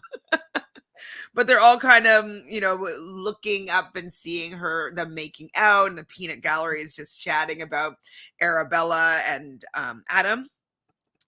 And Callum and Sophie have a little bit of a conversation about Josh, saying that Callum says, like, you've turned him. He's all soppy, and Callum is really happy, and Sophie is happy, and then Callum does mention to Sophie that Casey may not be on the same page with Eve. So then Sophie, they're just a little gossip couple, which is I like this them as a couple. Like I said, they're not. Oh well, Sophie has her faults, but they're not always right. They're not always right, action wise. But I like them two together. I do feel like they mesh, which is so crazy because I wouldn't have thought it starting out from the beginning, but I do feel like the couple, like I feel like the couple that can do stuff like this, like have those conversations between the two, that means that you're okay with like being vulnerable, like because not everybody is able to do that with their partner. Like your partner has to make you feel safe that you can have these conversations, and vice versa, right? Where I think things need to stop is like, okay, not always go, like both of them take it outside of their couple. Both of them. But Sophie goes to gossip with her man. Oh no, sorry, no, she didn't tell her man yet. She tells the twins together that Callum said that Casey can't see a future with Eve outside of the villa. So I thought Eve looked so pretty. Right. This wearing like pretty in pink. She had like very minimal makeup, but like really got like her eyelashes were popping and her blue eyes were really sparkling. And so Eve just is like hearing what Sophie is saying, and she's like, Casey, come up. And so Casey comes up to go and talk to Eve because she just got this information. Sophie and Jess go downstairs. And so Eve is basically calling out Jesse about saying like, oh, so you don't see a future with me? Like, why haven't you said that? And Casey's like, well, it's not that deep. It's not that deep. And it's like, actually, that's really rude. It could be deep to her. Like maybe he is interested in, and hearing that you're saying that you don't see a future with her, like that's a problem. And maybe you didn't say it in those exact words. Right. Or even in that exact meaning like you were still questioning your connection. First of all, his security for a girlfriend continues. That means that he doesn't see anything more with her. Right. At that point, I mean, people change. But that being said, you should have told her in the first place because you knew it would have gotten to her at some point. Anyway. 100%. And then he's like blaming it on the Villa Whispers. And it's like, well, then don't be talking about this to anybody but your couple first. Then make sure you say it to her. Like, just so you know, I've been questioning our connection, and it's not you, it's me. Like, listen, I feel like on Love Island, you should always be able to use the "it's not you, it's me." Yeah, it's me. And just allow you to take the hit that I'm not necessarily feeling it, but we're still testing the waters here. We're still going with it, and maybe it'll happen. Maybe lightning will strike. But right now, it's, we're just journeying. Yeah, we're just seeing how it goes. We're seeing Right. how it And goes. I feel like that's fair. Yeah. Well, so Callum is annoyed though that like his words were misconstrued because he never said that he didn't want to see a future with her. So he calls Callum to come up to settle the score. And Callum is like, no, you didn't say that. And so then they were continuing to have their conversation. And Callum is just sitting there very awkwardly. And they're like, okay, you can go now. And he's like, okay, thank you. Like, out of here. Okay, you can go now. You've been dismissed. Anton and Tom were downstairs like eating popcorn. I'm like, Anton, I'm just like, I'm so not feeling him. Like, I don't really care for Tom either, but just Anton trying to be like, oh, I'm so funny. I'm eating the popcorn because I'm watching this like soap opera. I'm like, I don't know. I don't buy it from you. I just don't buy it. That, and also you're saying it to Tom, who's Casey's best friend. Like where in that is any kind of kindness towards, maybe Tom is worried for Casey, like emotionally? Like, if you feel like your friend is like being misconstrued or whatever, you just don't know how Tom is like really feeling about it. So you're sitting there having a good entertaining time based off of his friend's situation. Was Tom eating any popcorn or was it only Anton? I don't even know. I don't remember. So Josh gets a text calling all the Islanders to the fire pit.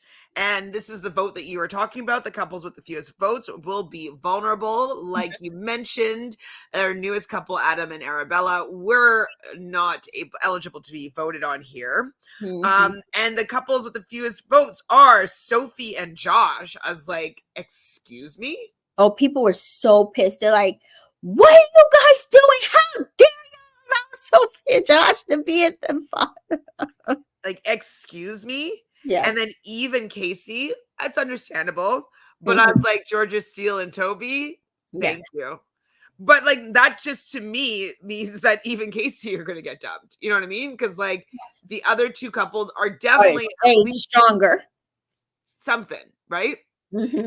So the vulnerable couples go up and stand, and the fewest votes are going to be dumped from the villa, and that is Eve and Casey.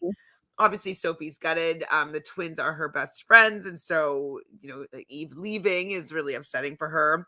And the boys are also sad because they're pretty good friends. And Casey was a nice addition for them in the villa. So they're gone. Maya Jama has her after sun mini moment talking to Casey first. Because Eve just didn't know what to say. So she's like, oh, yeah, talk to him first. Eve, of course, is sad to be leaving her sister because they never spend any time apart. And like, obviously, her experience in the villa. So leave sucks. But she thinks that Jess and Callum are happy, which I do too. Yeah, I mean, I do think it sucks, but I think this is the same thing that happened the last time they got split up. And but I think for her, at least she knows that her sister is actually, with somebody that potentially cares about her and will take care of her and could go on the outside. So yeah. So episode 29, we're on to Tuesday's episode. Oh, wait, so I have to say on the podcast, so I think Chris, the official podcast, this is really the only podcast I really listen to about Love Island, because I don't like to listen to other things that when I'm covering something. So, but Chris and Joanna, they did FaceTime with each other, and she apparently has a necklace or bracelet or something that he gave her. And so I don't know, they're still up in the air. And Casey and Eve went to the aquarium together. Okay. So listen, you just and Eve did. That's when Eve was like, "Listen, we were fighting a lot in the villa." She's like, "We were just having a lot of icky moments," but she's like, "It's much better now that we're on the outside." So you never know. Never know. Okay, that's good to hear. Yeah. Jess and Callum, though, are both really sad about Eve leaving. Georgia doesn't understand why Toby was there. Wait, It's because okay, in the bottom. So Georgia Steele was just like having a martyr moment. We're being like, oh, Toby, It's my fault. you I said the this is wasn't such an amazing person, when and like it's my when fault. it's really both of you. It is more her, but it's really both of you. The people, well, it's Toby's grand gesture and how she dealt with it, and Yeah. how she was the whole. It is more Georgia for sure, but Toby wants to be playing in that mud, so. Yep. Josh and Sophie are gutted, like sad that obviously that Eve left, sad that they're in the bottom, but both happy that they are there together. And Josh is actually saying things like he's gone all soppy and that he really likes her. And in his confessionals, he's even saying, soppy Josh, I'm here for it. Like he likes being, and I think it's because he's really turned on by her. Yeah. I think that because when he kisses her, he really likes kissing her. Funny enough, I've seen a lot of these couple, like you seen the Anton and the Georgia, the cleanup, and coming off of, oh, they don't really necessarily like each other. I believed everything Josh had to say. Isn't that crazy? He's in. I think he's into it right now. I do believe him. I do believe he really likes her. I'm saying to you, like the conversations they have, I really do believe that they could be something. It didn't come across as fake to me. And there have been moments where Josh has come across fake to me. And I am saying this. I believe them. I believe in them. I do. I think he's allowed himself to start liking her. Yeah. And I think it's because she's playing it right. She was like, okay, I'm going to call you out on the things that I don't like, and I'm willing to walk away. Yes. And I think he realizes that like she will walk away. Yes. Like she's not going to pull a Liberty and like him, but she doesn't take his bullshit, guys. That's how you have to be. That's how you have to be. Yeah. She's like, okay, if that's how you feel, then I'm out. Right. And she's just like, oh, really? And she will go, and the thing is, he because when he realizes there's other people who will come and scoop her up too. It's true. It's true. Toby decides to scare everybody. So he keeps on like jump scaring and like hiding and scaring people right before everybody's getting ready for bed. And then Arabella in bed was saying like, I love to play fight. I can't stand her. I need so her. Ick. She's such an ick to me. Again, it's the reason why I wanted her dubbed. I need her. And like it's fine to be flirty, like I love playing fighting, whatever. But like, it's an on camera and in front of everybody. Like everybody heard her say this, and like obviously we're making fun of her because it's like so embarrassing. And it's again leading with like she's trying to be pretending to be playful, but that's also sexual. In my opinion. Yeah, I agree. And I'm sick of her feeling as though she doesn't like people keep on leaving her, but she keeps on leading with sexuality, and it's that, remember, sexuality is not personality. Yeah, I still need to start printing these t-shirts. Yeah, it's not though. Yeah, I said that about Trina, and I'm saying it about Arabella. It is not, this is my thing. I am not saying you can't be sexually forward as a woman. I'm not saying you should be sexually regressive as a woman. No. I am saying you cannot make it the basis of your entire personality and think that you can't catch a man. Of course you can catch a man. That you can keep people in your life with no substance other than sexual advances. Exactly. What else is there? Like you're saying that usually what you want in someone else is what you need to have in yourself in order for yours to be like an energetic match, right? Mm-hmm. So if she wants emotional intelligence, only leading with sexuality is not, to me, showing emotional intelligence, right? Like if she wants confidence, for me, only being sexual means like, okay, maybe that's where she's confident in, but it shows me that she's maybe not confident in other areas of Mhm. herself to present those forward. Like she's just going with the sexual I'm thing. afraid to Because, show myself to other people because they will judge me, or they won't like me, or I don't like myself and I don't want that shown to other people. This is what I like about themselves myself. I'm sexy. I can do this in bed or whatever. And get I get it. I get, for some people that is what builds confidence, but just I'm telling you right now, just like I wouldn't want a man who was only just having sexual conversation. Seriously, I've been on dating apps where I had this one guy who was just messaging me sexual things. At some point I stopped taking him seriously because you can't be serious. You're not showing me anything about you. And even if you would give me a good time in bed, I don't want you. yep. Yep. Yeah, I think she needs to build her self-worth and build up other parts of her personality, because she's not just a beautiful sexual being. There's other facets of her.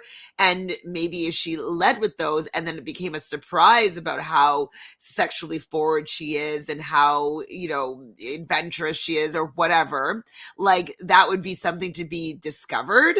Like I think that would be a lot more alluring, but who knows? Maybe we're just old and we don't get how it works today.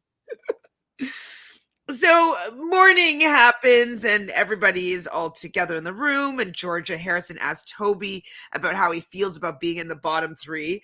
Like the fact that Anton and Georgia Harrison weren't in that bottom three, like, and that Georgia Harrison feels that she has a leg to stand on. I'm telling you, I think the fact that they were in the middle and then they were in the top three, and I just feel like she feels entitled to this. She does. I think she just feels like she's entitled to this. Now, that being said, I do feel like at that point they were like I said, I think they were running on the Anton train a little bit. People like Anton. People thought that he was this nice guy, and even a lot of people sided with him on her not backing him with the vote. But I do feel like as days have progressed, we're going to continue to see a not so nice Anton. And Yeah. I do think that people are starting to see the real Anton, personally. Yay! Toby does feel bad for Georgia though, because she was in the bottom and he As he liked should. her so much. Pardon? As he should. He's got to back his girl. Listen, I'm not going to shit on Toby for backing his girl. Go ahead. You chose her, keep her. But that means you're not winning this game. Sorry. Peace. Sophie, Georgia Steele, and Jess are chatting, and Sophie's talking about how Josh is being all soppy now. Georgia Steele talking about Toby being her person. I'm like, it's so not serious, so phony to me. Tom talks to Josh and tells him how he feels about Molly. Arabella's talking, I don't remember to who, but saying that she's super happy and that he has a heart of gold. I'm like, How would you know? how do you know that he has a heart of gold? Like, you've talked about nothing. I don't know. Like, and this is my whole thing. If you guys are having those conversations, blame the production that they're not showing them, because that's not what's happening. Those are not the conversations we're seeing. And it's unfortunate, because if there is something about Adam we're supposed to be liking, he's newer, show those conversations, but they're not, because I don't think they're happening. I don't think so either. Callum and Molly are cooking and they're talking about like, are we going to be double dating? Like, and they honestly, they do have like a nice like comfortability, which I do like seeing. And Callum asks Molly, like, what's his favorite breakfast? And she doesn't know. See, this is interesting, right?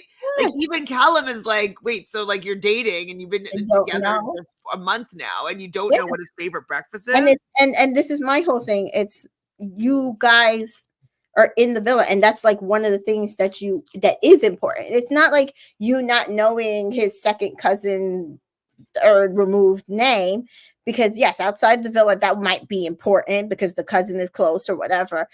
His breakfast order, that's not something you do. Like sitting down at breakfast, even if he made you breakfast and he's like, oh, come sit with me, Tom, and you're sitting there eating and you're like, so what's your favorite breakfast, what do you like to normally have? Like, those are not And she's a conversations.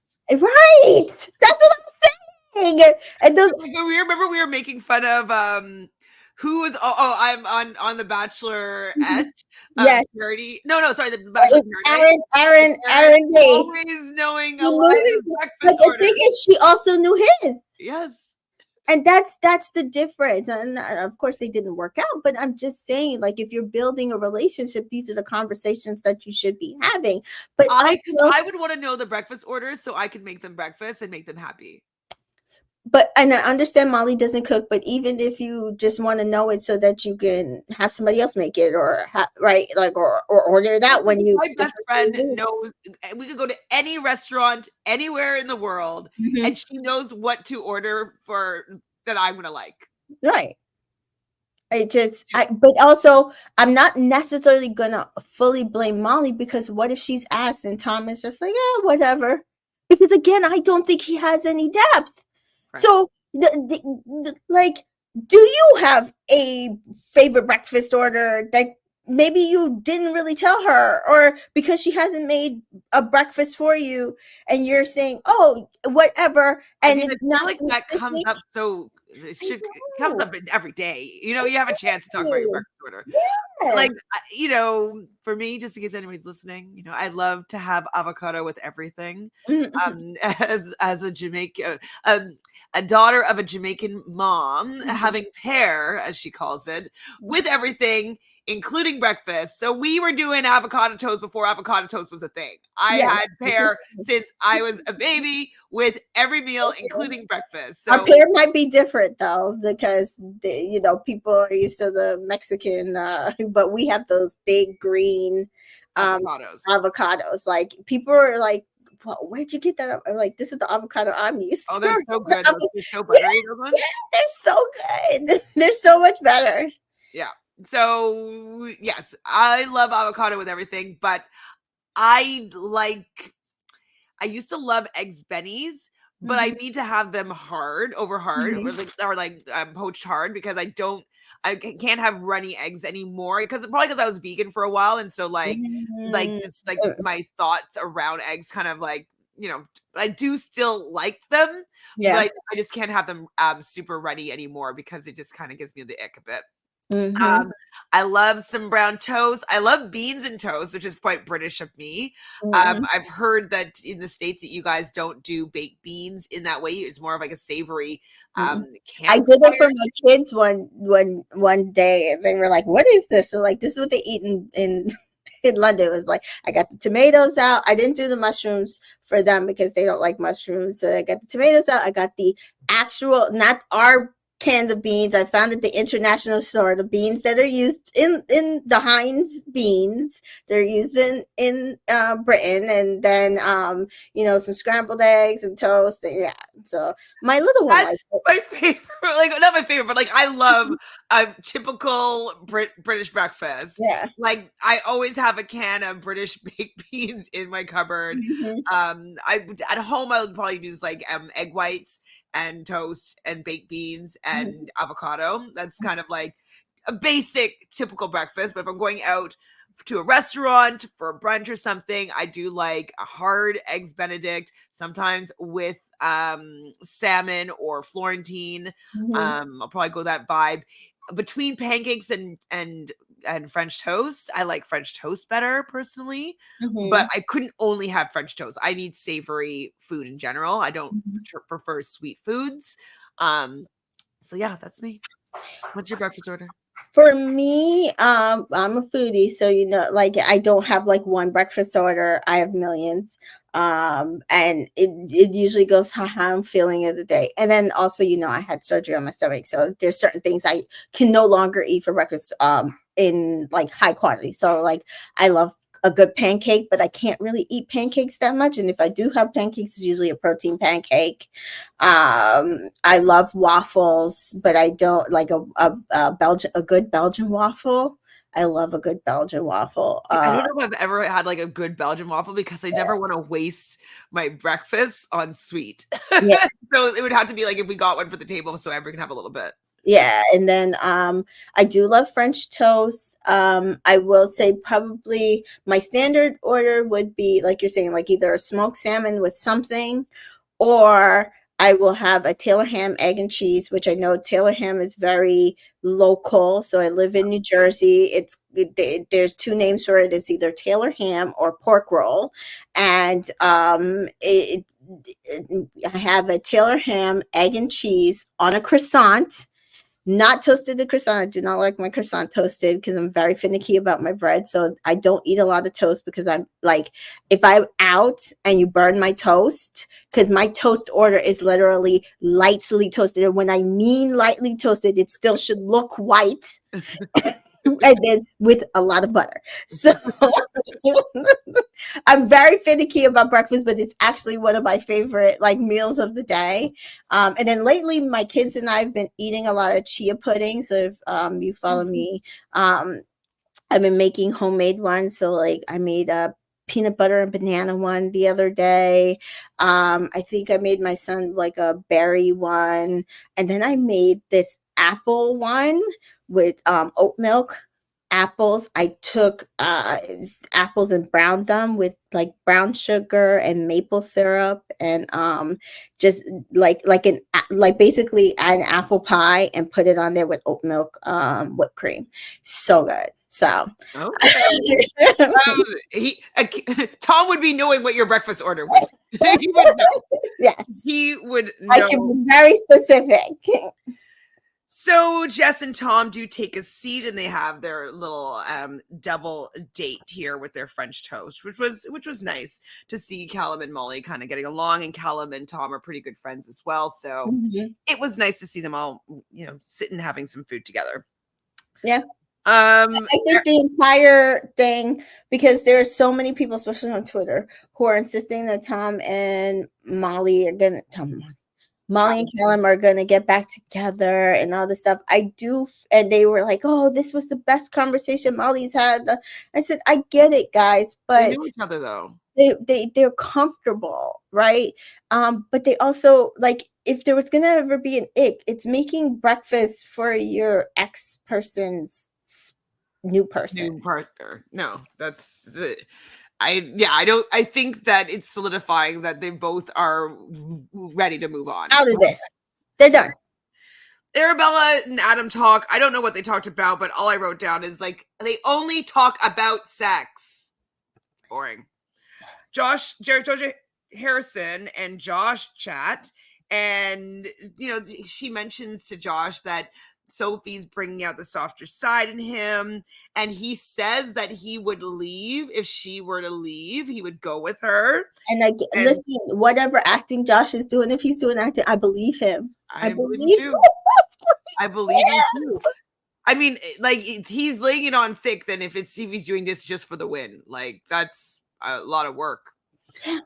They do exchange "I love yous" because they're best friends, and he's like, "I love you as well, G." And I'm like, does he really? I'm just kidding. You know, the thing is, I do feel like their relationship is odd to me, because it came in and they said that they hadn't talked in a while because he disrespected her. Oh, yeah, that whole thing. Weird. Yeah, right, with the club table that we still don't get. And then then they tried it out, and he was just like, no. But now I kind of understand, if he felt like they were in a friendship mode, her trying to get him to be a boyfriend would be weird to me. And also would make me look at you like, are you playing a game here? Like, that's not what the vibe we're on anymore. So why would you do that? And I'm not, because I've never thought he was interested in her in that. Like maybe she wanted to get with him to go and try to get the win at the end. It's like, hey, just play Love Island with me. Like, let's pretend to be in a couple. Let's get to go win the game. That's what I'm thinking. So now thinking about it and listening to these conversations, I'm like, oh, he doesn't believe her. I don't believe her, but he doesn't believe her because he knows her on the outside. And the fact that she approached him, I think, in a manner of trying to be romantic when she knew that that was never going to be the vibe with them, has him suspect of her. Yeah, side-eyeing. Mm-hmm. So we get a text, and it's going to be the heart rate challenge. And apparently Adam used to be a stripper. Didn't know. Jess practicing her grinding skills on Sophie. I was like, okay, Jess, like, excuse me. So Arabella was first. Okay, sorry, I wasn't sure if something happened beforehand. So, I mean, it was mostly them getting ready, and then the guys sitting there talking about they were ready for this, and then Arabella comes out. So her line that she says is, "The older you get, the hornier you get," and I'm like, yeah. Okay. To me too, it's like I love the I love the heart rate challenge, but just her starting it and saying it that way, it just put me off. And then she's wearing lingerie that looked beautiful in, but it was just the whole vibe put me off. Yeah, so she's kissing and riding Adam, and it's like she's a beautiful woman for sure, but it's not the heart rate challenges. I like, okay, and then to be fair, I think I'm coming off of the Love Island Games heart rate challenge, which to me was like one of the best heart rate challenges I've ever seen. Even with my fave ended up at the bottom of it, I swear, like the best heart rate challenges I've ever seen in history of the Love Island series. So that also might be affecting my personal opinion. Jess comes out and she's wearing all black. She's an all black cowgirl, and she gets 10 out of 10 from Callum. She looked gorgeous too. She looks gorgeous.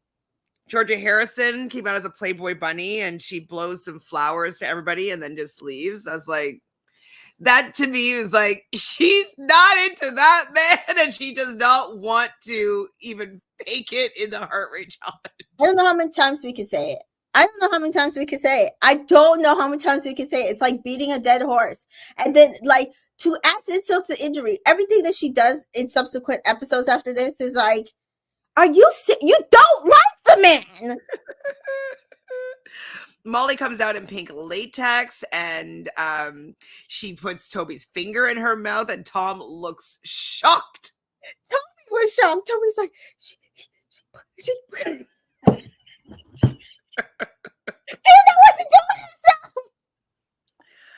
Sophie comes out all in black with a whip. She looked pretty hot too, and I don't know if Josh can handle her with the whip. I think she let Tim spank her on the butt with the whip as well.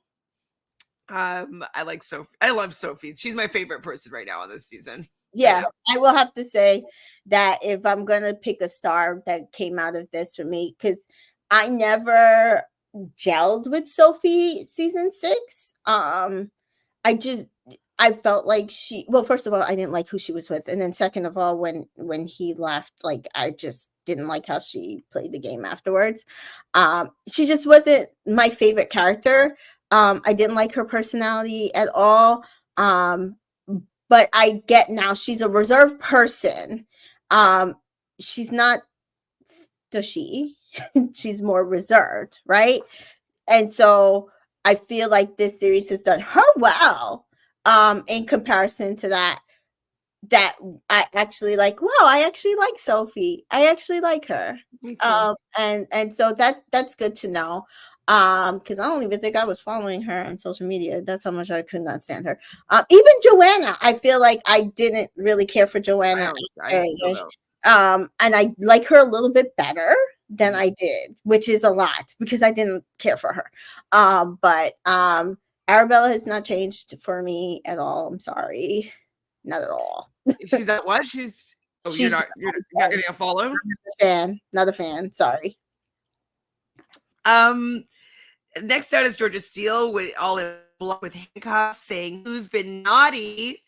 Apparently she's taking her time. Well, I found that she was taking her time with Callum and Tom, and I was like, she's playing a game here again, because like I feel like she really was trying hard to get Callum and Tom to have their heart rate raised for her, and I was like, she's so sneaky. She's conceited enough to think that they still like her. Because even if they don't, that she can get them to like her in that particular moment. Right, because she, like with Tom, she's the one that bended off. And with Callum, we know that she's also the one that bended off. But yes, I think she's conceited enough to think that there's this potential that she can somehow turn their head if she wanted to. I have to show you though, this person. I was looking for my phone before and I couldn't find it, but now I found it. This person that does an impersonation of Sophie. It's very funny. I've got an obsession with doing Sophie from Love Island's voice. It looks like Georgia, which is funny. Like I'll just burst out into like talking like that. Oh my god, are you joking? This is a good voice. That's literally how she. Sorry, I had to put a filter on because I look fucking horrific, but it's like a tick. I can't stop. Oh my god. So like, you know, you don't really have to think. It's kind of just like, oh my god, you talking about me? It just rolls up. Yeah. Funny, she's talking like Sophie, but looking like Georgia. Georgia. I don't think she looks like Georgia, but maybe I can see her. Yeah. Like on my closer up. So Anton looks though like he was in pain when Georgia Steele was riding him, and I was like, I'm just like, I don't see Anton in a sexual way at all. So like see, I don't even know what turns him on. Like I don't know. But he looked like he was in pain when Georgia was all over him. I don't. Well, they both need to get. I personally feel like both at this point they both need to give up the ghost, because I think it's both of them are just like not into it anymore. Well, was that Georgia? No, Georgia Harrison didn't. That was Georgia Steele that was riding him. Oh. Okay. Remember Georgia Harrison just left? Oh yeah, I keep forgetting she left. So Anton now, so it's like boys' turn to come out, and Anton comes out as a cowboy. There's a new sheriff in town, and you're gonna call him Woody. I was like, like not hot to me. Oh boy. He brings out the breath spray and he gives like Sophie like some sort of kiss. Anton, dude. Callum comes out next as the footballer. He comes out, he does some push-ups and he lifts Jess up, and I thought like he's not necessarily a dancer, but I think he looked kind of sexy in what his little act. You know? Toby as the astronaut, like with his spacesuit on and a helmet, and like you can tell he can dance, so like obviously it's gonna look okay, but like you hear George just like, I fancy him so much. I fancy him so much. Astronaut. I fancy him so much. And I'm like, man, if you have to say it that many times, you don't think you fancy him at all. Josh comes out next with a cape. So not serious, but he picks up Sophie and puts her on the ground and pours something on his body, and she seemed to enjoy it, so that's all that matters. Tom comes out as a horny devil in very small shorts, very small shorts, and he has no bum. So it's just like, I love like I feel like butts work for the body, and so like when I just see like no butt, I'm just like, where's the butt? What happened? Like, you know, you do all this working out. Like, you don't, like, you'd think the guys would be doing some squats to get some butt, right? No, instead they gotta inject fat in their ass too, like some people. And so he picks up Molly and does something that was maybe uncomfortable. I didn't watch. And Adam then comes out in a gladiator outfit. He had no shoes on, which, like, I don't know. It just doesn't. Well, oh God, you would wear sandals, right? Some sort of sandal. I don't know if that's going to be more or less sexy than bare feet, but the bare feet was not working for me. He picks up Arabella and does something with her. I don't know what he did, but it was uncomfortable. Yeah. So we get the results, and Josh apparently raised Sophie's heart rate, which is perfect. They're in a couple. Mm-hmm. Anton raised Molly's heart rate. I don't think no. And Josh's heart rate was raised by Sophie. Right. Anton's heart rate was raised by Molly. Right. Adam's heart rate was raised by Georgia Steele. Yes. Toby's heart rate was raised by Arabella. Right. Tom's heart rate was raised by Georgia Steele. Right. And Callum's heart rate was raised by Molly. Dun dun dun. Which is like, it's. I feel like uncomfortable, like seeing my ex who I've been intimate with, lived with for many years, like coming out. Like I'd be like, my heart rate would race for sure. I'd be freaking out. I would not only just be freaking out. It's like, oh my God, I don't want this to raise my heart rate because I'm over this guy. But also like, oh my God, what do I do? What do I do? Like in my head would be racing. Yeah, that would be very hard to prevent yourself from having a reaction. Right. Georgia Harrison's heart rate was raised the most by Tom. Okay. Sophie's heart rate was raised the most by Josh. So both of them's heart rate was raised the most by each other. Yeah. Georgia Steele's heart rate, because she fancies him so much, was raised by Toby. She said, of course it was. You know, there are people who really do think that she likes Toby more than he likes her. And I personally don't think she likes him at all. And I personally think that they both like each other equally, which is not at all. Yeah, I agreed. Like even on the official podcast, one of the co-hosts, guest co-hosts, was like, "Oh, I think that Georgia is so into Toby, but he is not into her at all. I don't think she's into him at all. At all. At all." Arabella's heart rate was raised the most by Adam, of course. And then it cut off. So Jess's heart rate, do you remember hers was raised the most by? By Callum's, I think. Yeah, it got cut off. I didn't see. Yeah, because it was like Callum did. Oh no, or did they switch? One of the couples switched. So then Tom and Jess. So I think no. Did Tom's heart rate get raised by Jess? Georgia Steele. Okay, so then actually I think Tom raised Jess and Molly. Oh, I see. Yeah, because I know one of the set switched, but the other didn't. But neither of them raised each other's heart rate. And Molly's heart rate was raised the most by Callum. Oh, I see what you're saying. So Callum and Molly both had their heart rates raised by each other, and then their partners had their heart rates raised by each other.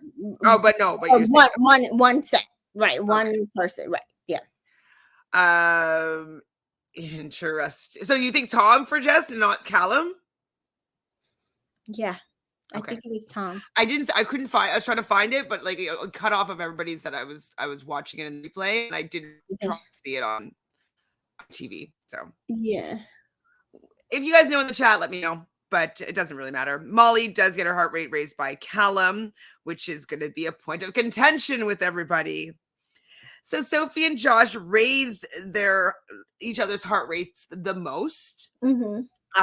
And then the least was Molly and Tom, which was very interesting. And I think the end of that episode is sad. Yes, it was. Mm-hmm. Yes. Okay, so we see because of the fact that Tom's heart rate was raised the most by Georgia Steele, Georgia has to say to Molly, like, "You all right? You okay? It's like Molly's like, I'm fine. Like Georgia just always needs to like check in when like Molly may feel a type of way over the I fact also that think it's the same situation that Molly probably was going through. Like, I don't want this person to raise my heart rate, and you're freaking out mentally, which raises your heart. yeah.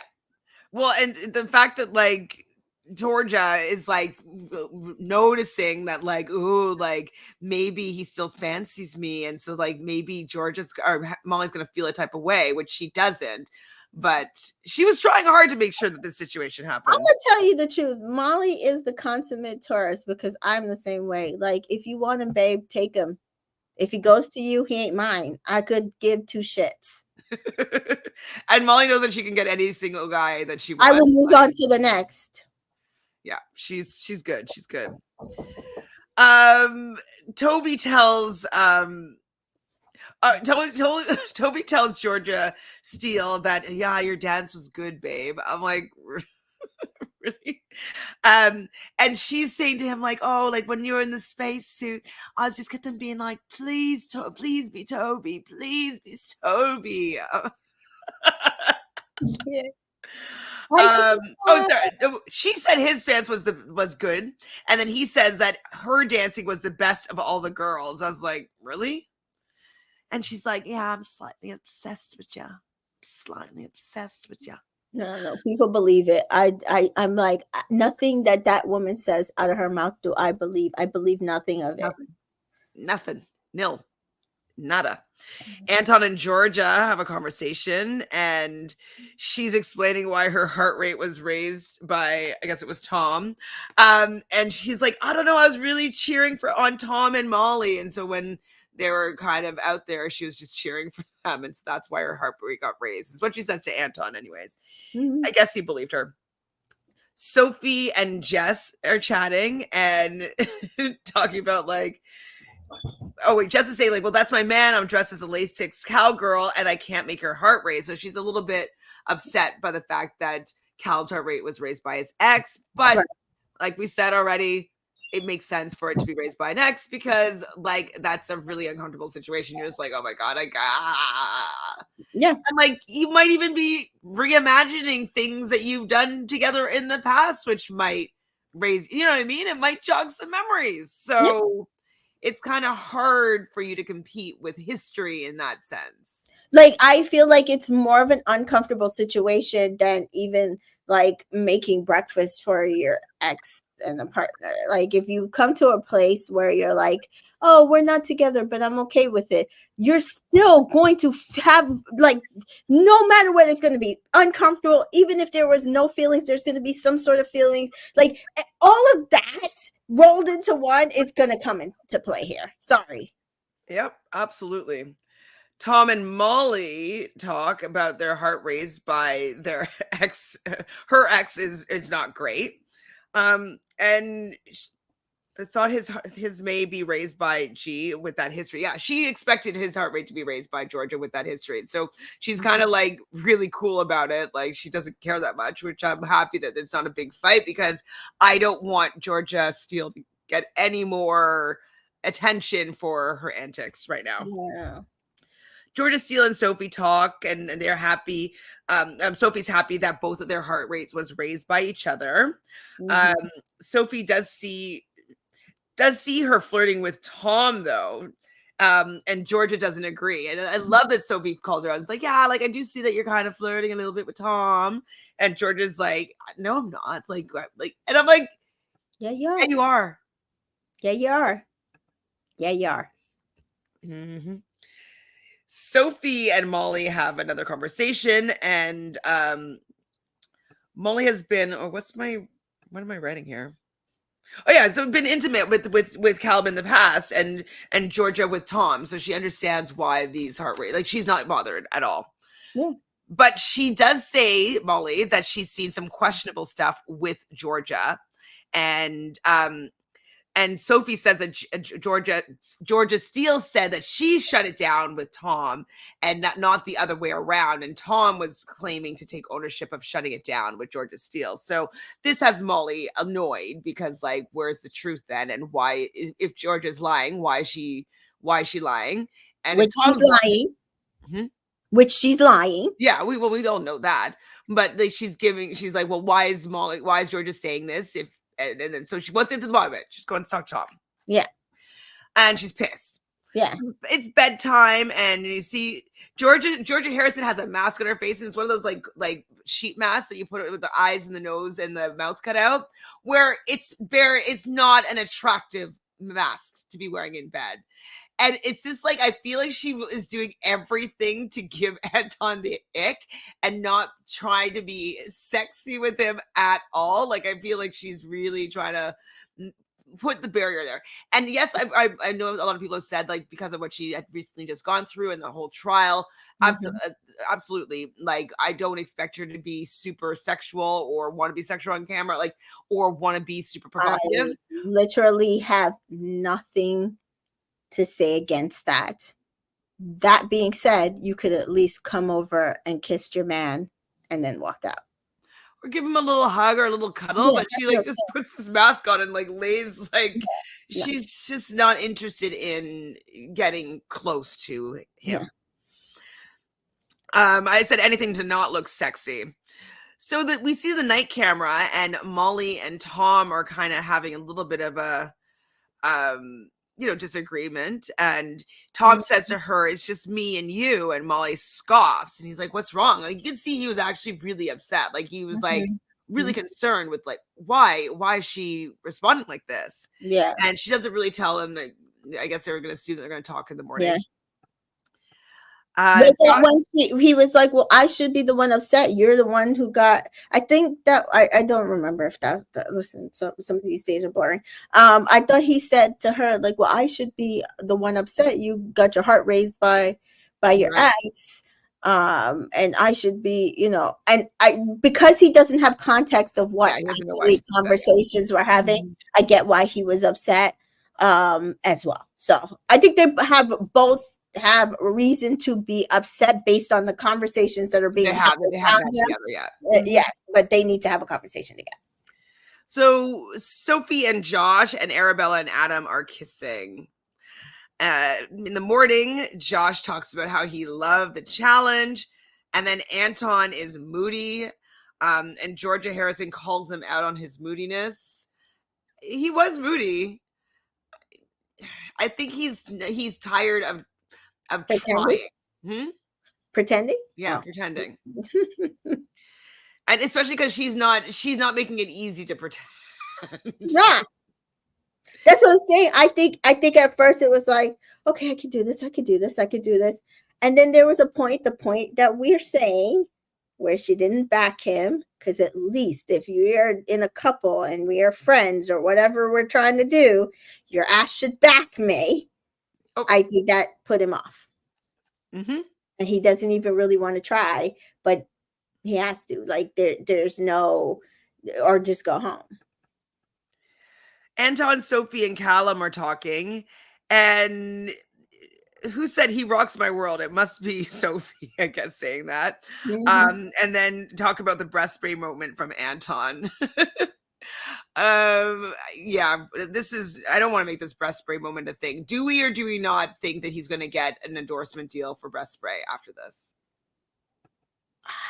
I think he already had one coming in. Okay, or he has one coming in. Okay. Yeah, I think he probably already, like, how much breath spray did he bring with him? So I already think he already had.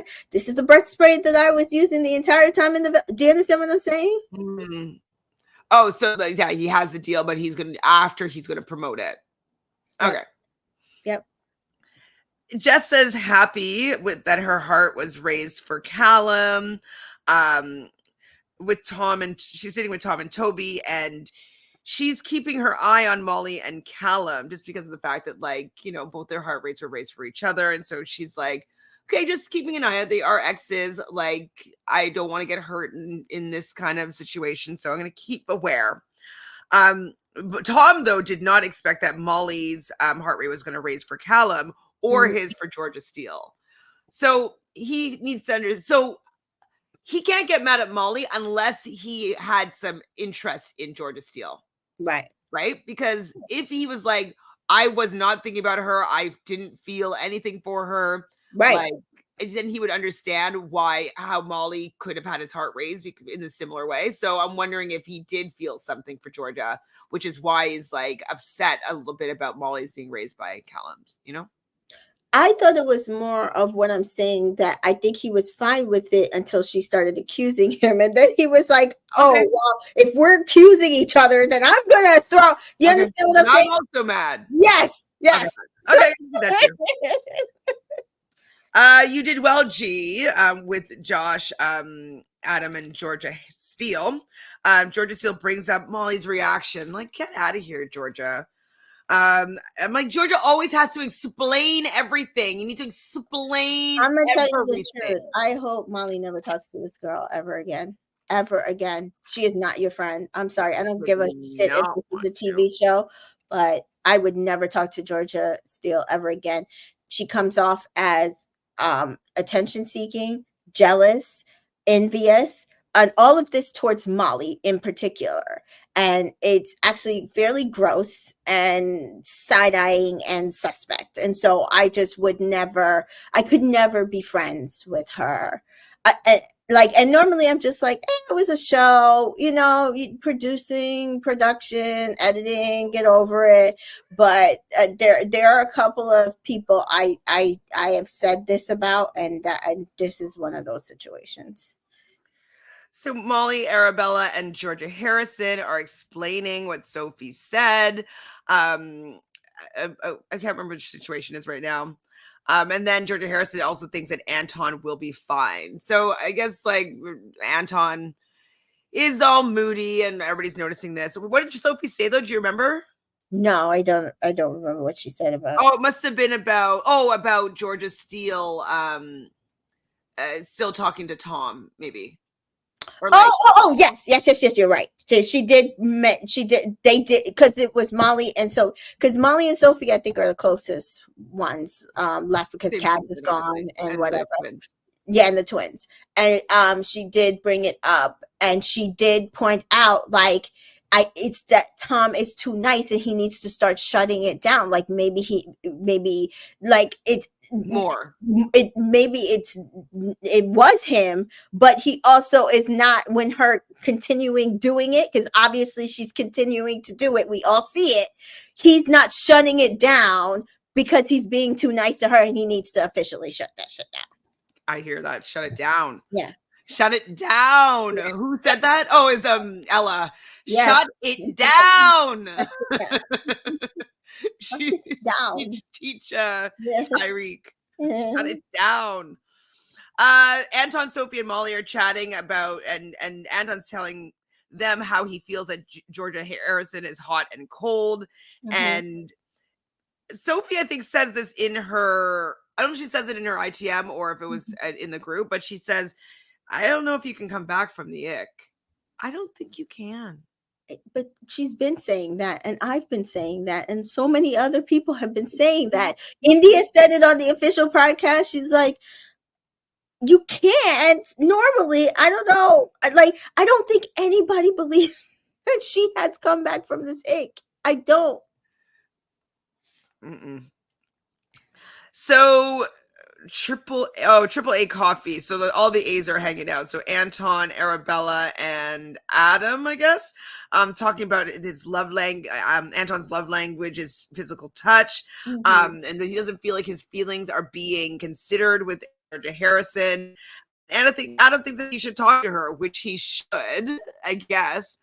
But if his language is physical touch and she doesn't want to be touched by you, it's not because she's moving slowly. Likely you want to be touched by somebody. You want to cuddle, and you want to you want to be intimate, like in close proximity with someone that you're interested in and attracted to. And if I have the ick with somebody, I do not want to be near them. Mm-hmm. I think he needs to just read the signs as to a little more literally. She doesn't want to be around you because she doesn't want to be around you. Yeah, I used to feel differently that physical touch doesn't, like, not wanting physical touch didn't necessarily mean that you don't like the person. do now feel it is definitely important, and it's definitely, if you need to be able to figure out how to meet that for a person who is more of a physical touch person, because some people are more, some people I do not like being touched. Right. If I like somebody, I will like cuddle in with them. That's what I'm saying. That's what I'm saying. If I don't like If you, it's a priority, I definitely do not want you touching me. No. Don't touch me. Don't Yeah. hug me. Don't No. put your hand on my shoulder. Do Yeah. not put your hand on the small of my back. Don't Yeah. put your hand on my knee. Don't touch me. It just feels so, it feels violating. It does. And it grosses me out. I'm like, I don't want you touching me. And then add on top of that, whatever hangups she had, I don't want to say hangups, but whatever mental issues she might have, understandably so, from whatever situation she had prior to that. She doesn't feel safe being comforted by her or like in physical proximity to her. And that also says something. Right. So. Molly and Tom talk, and they basically saying that nothing is there with their exes, or well, no, she says, because he brings it up, and then she said that she could say the same thing about Georgia Steele, and tells him that he needs to shut it down. So pull in a little bit of Ella energy in here and tell him to stop entertaining this woman, to be polite, shut it down. And she says, though, there's nothing there from me. Well, no, Tom says that there's nothing there from me. And so he's not interested in her, but there's some sort of little door that's still open that Georgia still thinks that she can just weasel on in there. And so he needs to shut it down to make it clear that he's not interested. That he's not interested. Arabella and Georgia Harrison talk, and Georgia wants to have a little bit of a laugh, and she feels that Anton needs a lot of reassurance. And this is her basically saying that like he wants from her to be all over him like she likes him, and she doesn't like him, and she doesn't want to do it. She doesn't want to do it. She doesn't want to do it. Like, when I've seen Georgia actually really like somebody and they are reciprocating some of that energy, she's kind of relentless. Like, she will go, she'll flirt, she'll sit with, she'll take. Didn't she do it a little bit with Josh in the beginning? Yeah. She'll take crumbs. Yeah. And so he was giving her nothing. That's what I'm saying. Like, she does not like Anton. I'm sorry. She doesn't like him. Agreed. And I don't even know if Anton likes her, but I think that she's. I think he did in the beginning. I do. I want to at least give him that I do think in the very, very beginning he did. Well, I just don't know if he knows what he actually wants and likes, and so I feel like. I agree, because I told you, on paper, what he's ever asked for that I know of is not Georgia Harrison. Jess and Callum talk, and she just asks him if she's missing something, if she needs to be concerned, and he basically lets her know, like, no, like, I don't know why my heart rate got raised, but she's my ex, and I like it that way. I like getting to know you, and so like I think that he did reassure her to decently well. Arabella and Adam talk, and she says, like, you were by far the best. I was like, really? Okay. And they're both excited for what's to come with the two of them on the outside. And he says he wants to have a puppy. And I'm like, you really seeing puppy future with Arabella? I was gonna say, boo, I'm sorry to tell you this. Her boyfriend is meeting her. Like, please, please set your mind right. A puppy? No, it's not happening. Anton and Georgia finally have a conversation, and she lets him go first. And he was saying in his ITM that he feels like he might be getting more, or he might even have said this to her, getting more feelings for Georgia Harrison, and he does overthink things, and mentions that some days you're affectionate with me and sometimes not. And so she says, maybe I have a wall up from past experiences, and they kiss. And I was like, oh, Georgia, just get yourself out of this one. It's I don't know. I feel it's actually not good for her to be forcing herself into this situationship. But that's why I'm saying to you, I don't think she sees it as that. I I think I agree with you that it could potentially be more detrimental, but I think she sees it as this winning this show is her prize for getting through That's this. true. Mm-hmm. So they're all getting ready for the night. She mentions that she made up with Anton, and like whoever was listening was like, "Yay!" Like it was so low energy. The response to her making up with Anton. I would be so. I'm going to tell you the truth. I would be so over them at that point. Yeah, because like you'd be able to see that they're not a They're not. Yeah, like and not even that they don't have natural chemistry. It's like we're all, even if you got like we're in a similar situation, but you're trying, and she is obviously obviously not. So we get a text, and we're gonna find out how the public rate you. It's called Couple of Sorts, and they basically say, "Cheers to the last week that we have in the Love Island villa." Arabella and Adam are hosting this challenge. So who is the hottest couple? And so they basically have to put them up on the podiums of like gold, silver, and bronze of like how the public was going to be rating these couples in these different categories. So, okay, how did I do this? So for who is the hottest couple, they decided to put okay, so they decided to put Tom and Molly in first, Arabella and Adam. I'm like, how did they get in here? I don't think so. And Toby and Georgia Steele third for the hottest couple. When in fact, the audience chose Sophie and Josh as the hottest couple. Because they are. That's what I'm saying. I think after everything that happened, the people got their mind right, and they're like, "Oh no! See, no, we ain't trying to let these people win this game." And Sophie and Josh got it. Bring it up. Yeah, bring it up. Yeah. Second was Jess and Callum. You know it's bad. Which, like, I mean, to be fair, Callum is one of the hottest guys in the villa. Absolutely. And the twins are hot. So, yeah.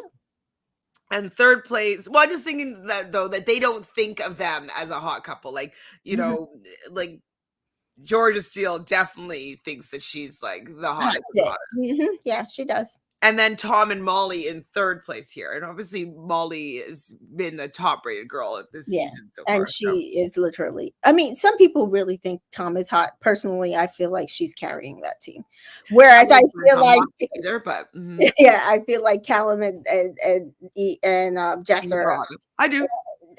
I agree with this ranking. Yes, yeah, and I mean, and I feel like Josh is not my type, but I feel like I can see like people seeing him as hot, and to me, Sophie's hot. There's those blue eyes people get mesmerized by. Yeah, but yeah, I agree with that ranking. Yeah. So the most argumentative, there was obviously a lot of discussion and squabbling back and forth on this order. So they originally thought that it should be Georgia Steele for most argumentative, Georgia Steele in the first place, and then Sophie and Josh in second. But then in actuality, they decided to switch it around and put Sophie and Josh first for most argumentative. Which Georgia Steele. I don't know where they got that, because I never seen them really argue except for the whole Joanna thing. Yeah, it was the Joanna thing, basically. Yeah. And then maybe when she decided to keep it open with Chris for a second and then like close it later on. Maybe. I don't know. And then third place would be Georgia and Harrison and Anton. When in actuality, in third place was Sophie and Josh for most argumentative. Second place was Georgia Harrison and Anton. And first place was Georgia Steele and Toby. Yeah, that would be. Yeah. Correct. I still don't even think that Sophie and Josh should be there, but I guess out of everybody in the villa, fine. Who is the most boring couple? So the group put in third place Tom and Molly. They're pretty boring. Arabella and Adam second because nobody knows them yet. And first place is Callum and Jess. Okay, I don't know if they're boring, but the audience chose in third place Georgia Harrison and Anton. Hilarious. Second place, Georgia Steele and Toby. Hilarious. Like, how are they boring? I'm like, And then in first place, of course, Arabella and Adam. They don't know them, and they are so far boring because just leading with sex is boring to me. So I guess to the audience as well. I think with Toby and Georgia, it's because nothing has happened with them in the last few days between, the last thing that happened with them. And they don't talk about anything. They just have these big things, like the big like fights, and like, and then nothing happens in the relationship. It is boring. So which couple is only staying together to win? So the group thinks that they never picked the third place person. They felt that Arabella and Adam would be second, and like that kind of makes sense for the fact that like they just got together, and Georgia has Toby in the first spot. And we see Josh saying to Sophie, like, oh, people are arguing daily, and like they're they're not in the tops, they're not being put on the podium. And he's saying this to Sophie quietly, seemingly. I think they had to have subtitles. And then we see Anton piping in, like, why are you getting so upset, Josh? What do you have to say, Josh? And she's like, nothing. He's not saying anything. What is wrong with you? Nothing. It's nothing. And I like that she stood up for him, being like, he's not saying anything. He's not upset about anything. So then the audience, though, does put Arabella and Adam here in third place, Georgia Harrison and Anton in second place, and Georgia Steele and Toby in first place. So maybe Anton was getting wind that he was about to get clocked by the audience, and he was just getting upset. Upset. Which couple is least likely to work outside? The group put Georgia Harrison and Anton in third. First should be first. Arabella and Adam in second, and Toby and Georgia Steele in first.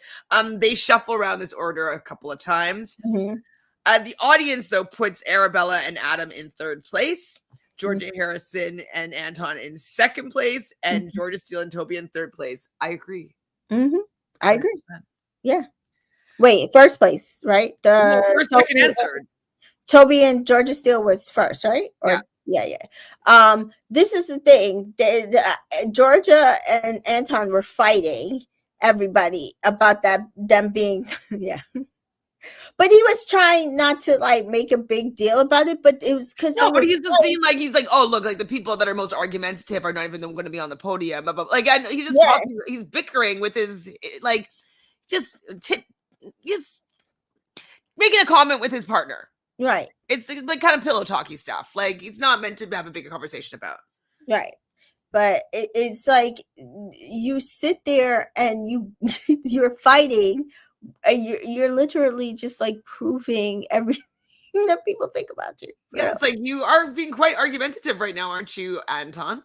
Yeah. Who's the most intelligent? So the group chose Anton and Georgia. It's like, sorry? I didn't understand that one at all. In first place. Second place was Callum and Jess. Okay. I guess for the age thing, I suppose. And third place was Arabella and Adam. Also, like everybody here is all the oldest of the Islanders. So, okay. But in third place, they actually had Arabella. So that was correct. Second place, they have Anton and Georgia Harrison. And then first place is Molly and Tom. I died. I didn't understand that. I was like, Tom? I don't know what people are saying here. Me neither. Which couple is most likely to cheat on? And then there's a little bit of a conversation about like Josh saying he has cheated, and Adam says he has cheated. Toby says he would never cheat. Is that when we hear? Oh no, so that's not yet. So they put it in the group. That third place is Georgia Harrison and Anton for most likely to cheat. Second place is Sophie and Josh, and first place is Adam and Arabella. And I think that they were Adam and Arabella were upset about this. I think. No. I don't think they were upset. Adam said, I can understand. because I've cheated before, but I have worked on myself. I just want to preface that is not something I would do going forward. But I get if the audience heard that, maybe and I'm the newer Islander, they may use it against me, which also all fair. I think Toby because they wanted Toby and Georgia to get on there. I think Toby got upset about it because he's like, I would never do that because of prior situations that happened to him, and he's So not. what ended up happening was, so Arabella and Adam were actually in third place. Sophie and Josh were in second place, and Georgia Steele and Toby were in first place. And so Toby is not upset, not understanding. I don't think a lot of the audience thinks it would have been him that cheated. I think a lot of people think it's Georgia. So what he said, though, was that he insinuates that Chloe cheated on him. And so that's part of the relationship. And I don't condone cheating. I feel like if you're not happy in your relationship, there's a way to deal with it other than stepping outside of it and kind of hurting the other person and disrespect, like all the things that come with cheating, what it does to another person. But I can imagine though that she just wasn't happy in their relationship. And I would like to know more about what was going on in their relationship, just to have this accusation kind of thrown out there, because I don't know. I need to know more, because I want to know what the heck happened.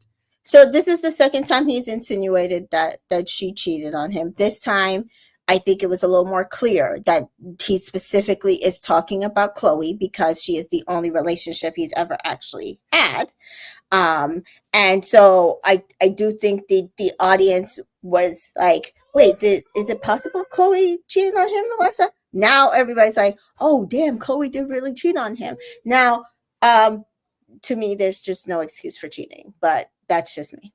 There's no excuse, but I do want to know what might have happened, like why she felt that she couldn't break up with him, or were they in like a gray she area? Apparently is the one that broke up because he said he wanted to stay, and then he realized he couldn't stay in the situation.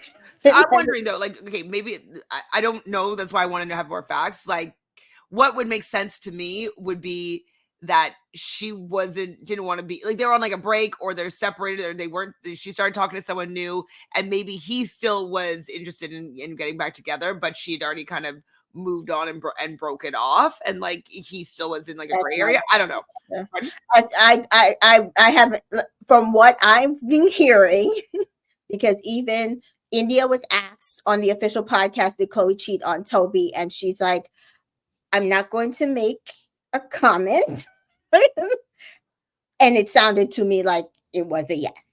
And I'm going to say, I personally don't care for to know what her reasoning is. Like, I don't personally. I want to know just like timeline wise, because like I want to know if it was like they were happy and in love and she completely just stepped outside, or was it at the end of the relationship where she thought it was over or done, and you know what I mean? Like, I just want to know the timeline, just so I can have a better perspective as to what happened. Okay. Well, from what I mean, in the next episode, it just sounds like. Oh, I haven't seen it yet. Okay. Oh, okay. Yeah. He does say more in the next episode. Oh, okay. I haven't seen that yet. Yeah. So, that being said, I think it's also telling that Chloe has never said anything against Toby, and so there's that. I think she knows what her part of it was. So, well, the next one is the gameplay couple. And the group chooses Adam and Arabella for third place, Toby and Georgia Steele for second place, and in first place is Anton and Georgia Harrison. Josh suggests Anton and Georgia Harrison because she's on and off and on and off. And and then Anton's like, oh, he's just putting a negative spin on us. And I'm just like, how? Like, he's actually just calling out what you just said earlier on in the day, that she's hot and she's cold. You guys, she had the ick. You guys get back together. Like, it could be argue gameplay. Of course it could be. Yeah, I agree. Callum suggests though that Georgia Steele and Toby could have planned this before. The audience, he's like, I'm just saying what the audience could be thinking. I'm just saying what the audience could be thinking. And you're right, Callum. We could be thinking that because this deep history, like, let's go in and like, if we ever need to cause a dramatic moment, like, you know, you just come and get me back. Like, they could have planned this easily. Oh yeah, no. I mean, I agreed with them fighting. I mean, you don't ever want it to come across as your gameplay. Do I think they play the game? Absolutely. Do I think that they I'm not even saying it was just them. I think it's all too possible that the producers actually scripted this out for them. That being said, I also understand not wanting that to come across to people, and especially if you really, I'm not sure if you really are in a relationship that you really do want to be in. I wouldn't want that put on my relationship either. Well, she's just like shot after shot, you guys, like shot, like, and I'm like, yeah, but that was what you guys did in the villa. That's not our fault. Yeah, it's not our fault at all. So they want to put them on first. And so she's upset about this. And so then from the audience, Adam and Arabella are in third place. Georgia Harrison and Anton are in second, and Georgia Steele and Toby are in first place. And I think they got it right. I think they're the most game players of the people left in the villa. And personally, two of those people need to be dumped. So then, like, Anton is like saying to Georgia, like, that Josh didn't have your back and he pulled us down to pull his couple up. And like, why is Anton competing with Josh and Sophie's couple? I don't understand that, because technically at the last vote, they were in the bottom. So all I would be doing maybe is thinking that, like, oh, let me try to bring down Georgia Harrison and Anton now so we can take that spot. But right, but you're also like, to me, if you did not feel guilty in some sort of way, right, why even bring light to it? Because to me, the audience should see that. But that is not what's going to continue to happen. Well, that was the end of episode 30. We did it. That's what did good time. Oh man. Did we? I'm impressed with us. Yeah, that considering. I'm impressed. Well, thank you so much, Tamika, for stepping in here and helping me catch up on this season. I don't know what episode we're on right now, but I still need to catch up on Thursday, Friday, tonight, and then tomorrow is the finale, correct? Yes.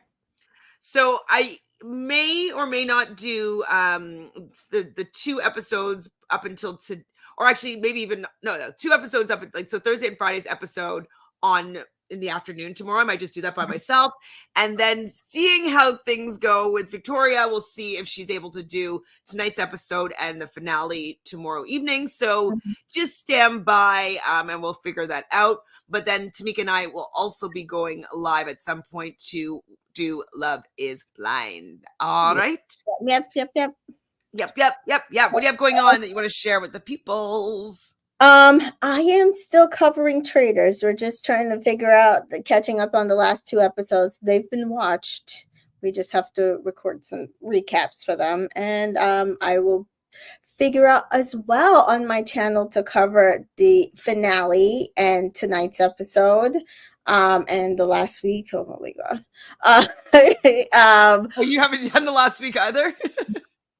I've been so busy. You should maybe just flip some of your talking here and just put it together. Yeah. But I have like my regular job. I have so much going on, but so I will figure that out. It might be more on the US timelining from Peacock, but we figured that. But you can join me hopefully tomorrow with Chantele on Love is Blind. I'm excited to try and cover it. See if people care about us talking about it. We'll see what happens. Let's see what happens. thanks everybody here in the chat. Going live, being patient with us, like taking so long to cover this last week. And it's all coming to an end soon, so we will have a conclusion, and then on to the next. What's going to fill in this slot? Like Love Is Blind is only like 4 weeks of episodes.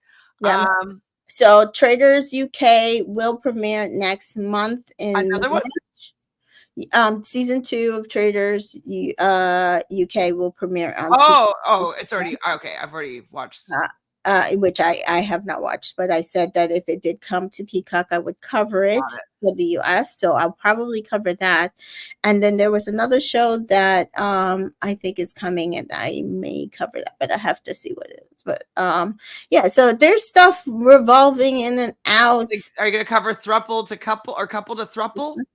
I haven't watched it. I heard it's messy. I don't know if I can. Yeah, I'm not necessarily my vibe, but I'll see. I like traditional one-on-one monogamous relationships.